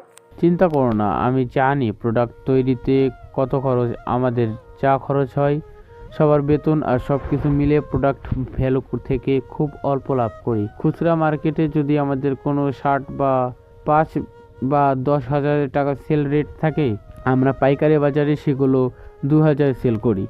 এক দর বাজার থেকে আমাদের এখন দর কষাকষি বাজার প্রোডাক্ট ছাড়তে হবে। তবে কোনো পণ্য যদি 10,000 বলে, সেটা দাম কমিয়ে 5,000 করলেও দোকানিদের লাভ, আমাদেরও লাভ থাকবে। কিন্তু যদি দাম কমিয়ে ছাড়ি তবে লস হবে। আকাশ সেই লস এখনো না বুঝলেও যখন নতুন প্রোডাক্ট তৈরি শুরু হবে তখন দেখবে লাভ বাড়াতে গিয়ে মান খারাপ করে দিচ্ছে। আমাদের মানের দিকে আরও নজর বাড়াতে হবে। মেহরাবের কথা শুনে নীরা স্বস্তি পায়। নীরা মেহরাবের অ্যাসিস্ট্যান্ট, আর মেহরাব সাহেব বিজনেসের ব্যাপারে অনেক সিরিয়াস। হাজার হাজার লোক তার কোম্পানিতে কাজ করে। প্রতি মাসে একবার করে সব শ্রমিকদের সাথে কথা বলে, তাদের সাথে বসে খাবার খায়, বন্ধুসুলভ কত আলোচনা করে, কারো পারিবারিক সমস্যাও সমাধান করে। আর এজন্যই কোম্পানিতে প্রতিটি শ্রমিক নিজেদের সব কিছু উজাড় করে দেয়। ওদিকে আকাশ আর সাব্বির বসে আছে। ড্যাড, জমে থাকা সব প্রোডাক্ট এখন সেল হয়ে যাচ্ছে, লাভ হচ্ছে অনেক, কিন্তু যদি আবার নতুন প্রোডাক্ট তৈরি করতে সমস্যাতে পড়ি তখন? শোন, প্রথমে মার্কেট অল্প টাকায় প্রোডাক্ট ভালো মানের দিতে হয়, তারপরে আস্তে আস্তে কোয়ালিটি খারাপ করলেও সমস্যা নেই। সবাই ভাববে আগের মতোই মাল ঠিক আছে, এসব নিয়ে তোর ভাবতে হবে না। কিন্তু যদি লসে পড়ি আর এর ভিতরে যদি মেহরাবের আবার নতুন কিছু করে, তখন আমরা পথে বসে যাব। এটা সে পারবে, হুমকির কার্ড তো আছেই। তার মেহেরাব বড় কিছু করতে পেরে গেলে বুঝবে সে দুর্বল কোথায়। আর যদি বেশি কিছু করে তবে আমাদের কোনো লোক ওর কোম্পানিতে ঢুকিয়ে দেব, তারপর ওর প্রোডাক্টের আগুন লাগিয়ে দেব, কি বলো? হ্যাঁ, এটা ভালো প্ল্যান। তারপর শ্রমিকে মেরে ফেলবো, কোনো প্রমাণ রাখবো না। ওর কোম্পানি যখন লসে পড়বে তখন আমরা সেটা কিনে নেব। তাহলে এখনই ওর কোম্পানিতে আমাদের কয়েকজনকে ঢুকিয়ে দেওয়ার ব্যবস্থা করি। সাব্বির কথাটা বলে বেরিয়ে পড়ে। মেহরাব সাহেবের জন্য খারাপ কিছু অপেক্ষা করছে। মেহরাব সাহেব বাড়িতে বসে আছে। আজকে দ্রুত ফিরেছে তিনি, সবার সাথে বসে আছে। আরহানের ঘটনা তিনি জানেন না। অরিত্রি বের হয়, সবার সামনে আসতেই মেহরাব জিজ্ঞাসা করে, কোথায় যাচ্ছিস? বন্ধুদের সাথে দেখা করতে। অরহানকে সাথে করে নিয়ে? বারবার যেন একই কথা বলতে না হয়। কিন্তু আমি তো বন্ধুদের কাছেই যাচ্ছি। তাতে কি, অরহানকে সাথে করে নিয়ে যা। অরিত্রি বের হয়, আরহানের সাথে বের হয়। সিনথিয়া ভেতরে ঢুকছিল আরহানের মায়ের সাথে দেখা করবে বলে। সিনথিয়াকে দেখে অরিত্রি ওদের পাশ কাটিয়ে সিনথিয়া যখন ঢুকবে, অরিত্রি সিনথিয়াকে ডাকলো, এ মেয়ে দাঁড়াও। জি ছোট ম্যাম। হামিদ আঙ্কেলের মেয়ে না তুমি, তাই না? আমাদের ফুল বাগানে তুমি দেখাশোনা করো। হ্যাঁ ম্যাম। অরহানের সাথে তোমার দেখি বেশ ভাব। দুজন একসাথে বড় হয়েছি ম্যাম। আমরা তো ছোটবেলা বাহিরে একসাথে খেলতাম। পড়াশোনা করেছো? হ্যাঁ, অনার্স শেষ। বাবার জন্য এখানে আসি, ফুলবাগান দেখাশোনা করি। আচ্ছা যাও। অরিত্রি চলে যায়। আরহান পিছু পিছু আসে। সিনথিয়া ওদের দিকে তাকায়। আরহান গাড়ির দরজা খুলে দেয়। তারপর একসাথে দুজনে গাড়ি নিয়ে চলে আসে। এয়ারপোর্ট রোডের দিকে আসে ওরা। রাস্তার পাশে একটা বড় ভিআইপি ফুচকার দোকান। ওর বন্ধু আর বান্ধবীরা সেখানে আছে। গাড়ি থামায় আরহান। অরিত্রিকে গাড়ি থেকে নামতে সাহায্য করে। ওর বন্ধুরা এগিয়ে আসে অরিত্রির কাছে। বাপরে, ফুল বেবি আজকে তাহলে আসছে? ভুলেই তো গিয়েছিস মনে হয়। আরে না, একটু ঝামেলাতে ছিলাম, বিয়ে ভাঙলাম তাই আর কি। তাই ছেলেটাকে? এ তো। হ্যাঁ, কে এটা? আগে তো কখনো দেখিনি। আমি ম্যামের নতুন ড্রাইভার অরহান। ওই অরিত্রি, তোর ড্রাইভার তো দেখি হ্যান্ডসাম। হাতের বাহুর দিকে তাকা। ছি, তুই যেমন তোর চয়েসও এমন। যা সর। ওর কথা বাদ দে দোস্ত, আয় বসি। সবাই গিয়ে বসলো একটা টেবিলে। রাস্তার পাশে টেবিল সুন্দর করে সাজানো। এটা ট্যুরিস্ট এলাকা, তাই সব কিছু পরিষ্কার করে রাখা। আরহান গাড়ির পাশে বসলো, বাটন ফোন বের করে চাপতে থাকে। ঈশিতা বলে, দোস্ত দেখ, তোর ড্রাইভার বাটন ফোন চালায়, বেচারা এত গরিব। তোরা কি ওর কথা বাদ দিবি? কেন ডেকেছিস বলতো? রাগ করিস কেন? আচ্ছা শোন, আমাদের রিয়ার তো এই সপ্তাহ পরেই বিয়ে। আমাদের সবাইকে ডেকেছে সে। কি বাহ, জানলাম না আমি। বাবা হঠাৎ ঠিক করেছে গ্রামের বাড়িতে বিয়ে হবে, তোদের সবাইকে এজন্য ডেকেছি। বিয়ে এখনো 15 দিন বাকি। তোদেরকে ডেকেছি কেন? সেটা হলো তোদের সবাইকে 1 সপ্তাহ বাকি থাকতে আমার বিয়েতে যেতে হবে। পরশু বাবা আসবে ঢাকা থেকে, বিয়ের সব শপিং শেষ করে এ সপ্তাহে আমি চলে যাব। তোরা 8 দিন বাকি থাকতে আসবি, গ্রামে চলে আসবি। আমও বিয়ের জন্য মনে থাকে। অরিতি তুই যেন মিস করিস না, তোকে তো ফোন করে পাই না। আচ্ছা ঠিক আছে, আসবো। এখন চল কিছু খাই। সবাই একসাথে খেতে ব্যস্ত। খাওয়া শেষ করে সবাই ঈশিতা একটু দূরে আসে। সবাই যে যার মতো জায়গায় ঘুরে দেখছে। তিথিকে নিবিড়ের বিষয়ে সবকিছু বলেছে অরিত্রী। ওরা 3 জন গল্প করছে। ঈশিতা দূরে গিয়ে ওর বাবার সাথে কথা বলছে। কথা শেষ হতেই ঘুরতে দেখে ইরফান দাঁড়িয়ে। কি হলো, পিছনে কখন আসলি? মাত্র এসেছি। কিছু বলবি? ইসি, একটা কথা বলবো ভাবছিলাম। আসলে আমরা তো ভালো বন্ধু, তাই না? হ্যাঁ, তাই কি? তোকে আমি অনেক ভালোবাসি ইসি, বিশ্বাস কর। তোর ছাড়া আমার কোনো মেয়েকে ভালো লাগে না। কি বলছিস? কেউ জানে এসব? না। আচ্ছা, ভেবে দেখি। এখন এসব নিয়ে কথা না বলাই ভালো। রাজি হবি তো? দেখা যাবে। ঈশিতা চলে যায় সেখান থেকে। ঈশিতা বিশ্বাস করতে পারছে না ইরফান তাকে প্রপোজ করবে, কিন্তু ইরফান তাকে সত্যি ভালোবাসে কিনা সেটা আগে বুঝবে, তারপর না হয় সেটা গ্রহণ করবে। এজন্য ঈশিতা এখন কিছুই বলেনি। ঈশিতা তার বন্ধুদের কাছে আসলো। তিথি উঠে দাঁড়ায়, হাঁটতে হাঁটতে আরহানের কাছে আসে। Hello mister Arhan, what are you doing? বুঝতে পারছি না। তুমি ইংরেজি জানো না? না, গ্রামে থাকতাম তো, পড়াশোনা করা হয়নি, তবে ভালো গাড়ি চালাতে পারি। ও, সমস্যা নেই। বললাম কি করছো? কিছু না ম্যাম। আমি কোনো ম্যাম না। তোমার বাহু দেখলাম তখন, বেশ ভারী। তুমি কি জিম করো? তোমাকে দেখলে মনে হয় জিম মানে ব্যায়াম করো রোজ। না না ম্যাম, আমি কোনো ব্যায়াম করি না। আসলে ভারী চাকা ওঠানো নামানো করি, কখনো কখনো স্যারদের ব্যাগ টানি, হয়তো এই জন্য এমন। দেখতে কালো, তবে চেহারাটা সুন্দর আছে। ম্যাম, গরিব বলে মজা নিচ্ছেন? আমাকে ম্যাম? কি ব্যাপার, তুই আমার ড্রাইভারের সাথে কি করছিস? তোকে না বলেছি এসব গরিব খ্যাত গাইয়া ছোট লোক টাইপ লোকদের থেকে দূরে থাকতে? কথা বলতে না বলেছি না? ভাই, তোর জন্য বড়লোক ছেলেরা পাগল, আর তুই বেছে বেছে গরিব অশিক্ষিত দেখতে বাজে ছেলেদের খোঁজ করিস। তোর নিয়ে না আর পারলাম না। এমন করে বলিস কেন? মানুষকে সম্মান দিতে হয় গাধি। আর এরা অনেক ভালোবাসতে পারে। নিবিড় তো বড় লোক ছিল অরহানের থেকে। কি পেলি? এরা ভালোবাসাকে সম্মান দিতে জানে। তুই রাখ তোর ভালোবাসা। এই গরিবের বাচ্চা, ওঠ, বাড়ি যাব। আরহান দ্রুত গাড়ির দরজা খুলে দেয়। অরিত্রী গাড়িতে উঠে বসে। তিথি হাসতে থাকে, আরহানকে বলে, কষ্ট পেয়েছো? আরহান গাড়িতে উঠতে উঠতে বলে, না, সব সময় কষ্ট পেতে হয় না। আরহান চলে আসে সেখান থেকে। অরিত্রীর মেজাজ খারাপ লাগছে। তিথির ন্যাকামি একদমই ভালো লাগে না। তবু একসাথে পড়তে পড়তে ওদের বন্ধুত্ব হয়ে গেছে। এখন তিথি অরিত্রীর এতটা কাছে যে সে তিথিকে ছাড়া কাউকে সেভাবে কাছের ভাবতে পারে না। অরিত্রী ভাবতে থাকে গ্রামের কথা। সে কখনো গ্রামে যায়নি। গ্রামের বিয়ে কেমন হবে? বিয়েটা কি শহরের মতো হবে? গ্রাম দেখতে কেমন? অরিত্রী চোখ বন্ধ করে গ্রামের দৃশ্য সাজাতে থাকে। গ্রামে যাওয়ার জন্য সে অনেক এক্সাইটেড হয়ে পড়ে। মাকে গিয়ে সে সব কিছু বলবে। গ্রামে যাওয়ার সব ধরনের প্রস্তুতি নেবে সে। তারপর মেহরাব সাহেবের কোম্পানিতে নতুন দর্শন শ্রমিক নেওয়া হয়েছে। এমফ্যাশন কোম্পানির একজন ডিরেক্টর যে সাব্বিরের থেকে লাখ লাখ টাকা নিয়েছে এই দর্শন শ্রমিককে কাজে ঢোকানোর জন্য। তারা কাজে ঢুকে ম্যানেজারের দৃষ্টি আকর্ষণের জন্য সব রকম কাজে সবার আগে এগিয়ে আসে। সবার সাথে ভালো ব্যবহার শুরু করে দেয়। কিন্তু ওরা এসেছে নতুন একটি মাইন্ড গেম খেলতে। তিথি বাড়িতে এসেছে। তার মাকে রিয়ার বিয়ের বিষয়ে সবটা বলে। তিথির মা মার্জিদা বেগম বলে, একা কোথায়? অরিত্রীরা আছে তো? হ্যাঁ, কিন্তু সেখানে যেতে হলে তোমার মামাতো ভাই মিহানকে নিয়ে যেতে হবে। তুমি তো জানোই তোমার বাবার দেশে বাহিরে, কিছু হলে কে দেখবে? এর জন্য মিহানকে তোমার সাথে পাঠাবো। ওফ আম্মু, তুমি না সব সময় এমন করো, ভালো লাগে না। মেহান ভাই কেন আমার সাথে যাবে? আমরা তো সবাই ফ্রেন্ডস সেখানে। এটা ভালো লাগে না। তাহলে তোমার যাওয়া হবে না। ভাল লাগে না আম্মু। ঠিক আছে, যাবে, তবে আমরা তো সবাই অরিত্রীর গাড়িতে যাব। মেহান যেন আমাদের সাথে না আসে। সে বাসে করে যাবে। ঠিকানা দিয়ে দিবা। আচ্ছা, তবুও সে তোর সাথে থাকবে, এটাই অনেক। রাস্তায় কোনো চিন্তা নেই।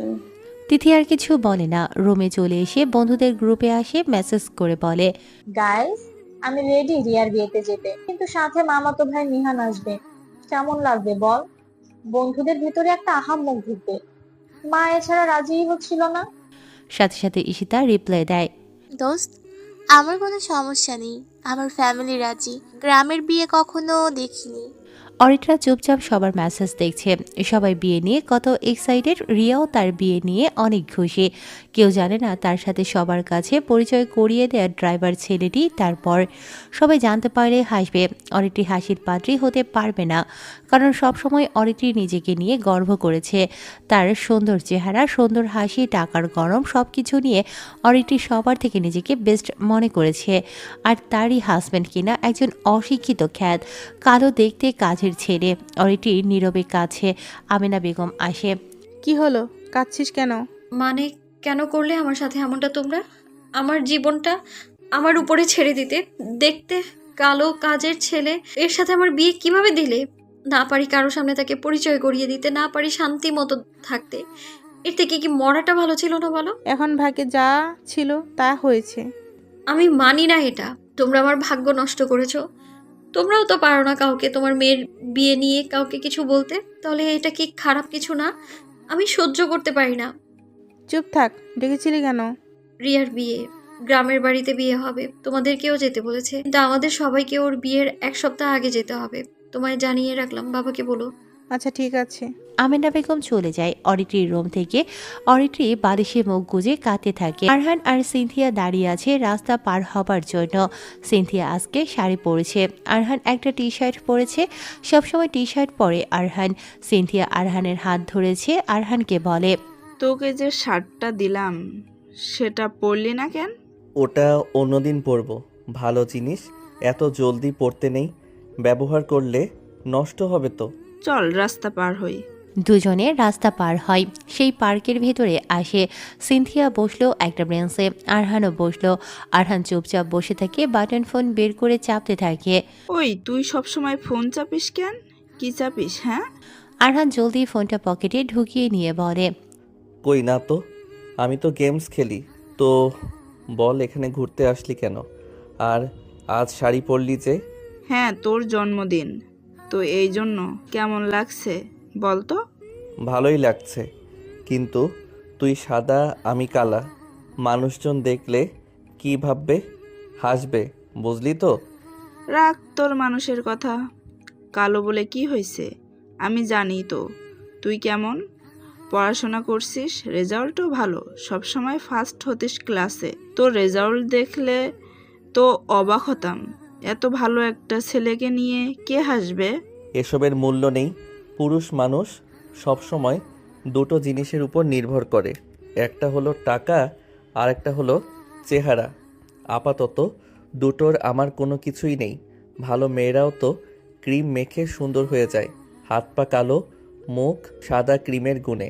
আমরা ছেলেরা তা পারি না। তবে মেয়েরা গুণী হলে তারও মূল্য থাকে বেশি। যেমন তুই হলি গুণী মেয়ে, দেখতেও সুন্দর, পারফেক্ট মেয়ে তুই। আর আমি কোনো দিক দিয়ে তোর যোগ্য হতে পারবো না। বিষয়টা এমন। তুই এসব আজাইরা কথা বলে মুড নষ্ট করিস না তো। মেজাজটাই খারাপ হয়, তোর সাথে আর ঘুরতে আসবো না, যা। আরে রাগ করিস কেন, বাদ দে, চল হাঁটি।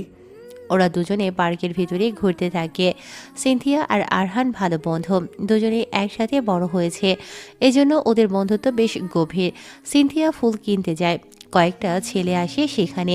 ছেলেগুলো ভেতরের নেতা গোছের ছেলেটা সিনথিয়ার দিকে অনেক বাজেভাবে তাকাতে থাকে। ছেলেটার নাম আরিয়ান। সিনথিয়াকে দেখে বলে,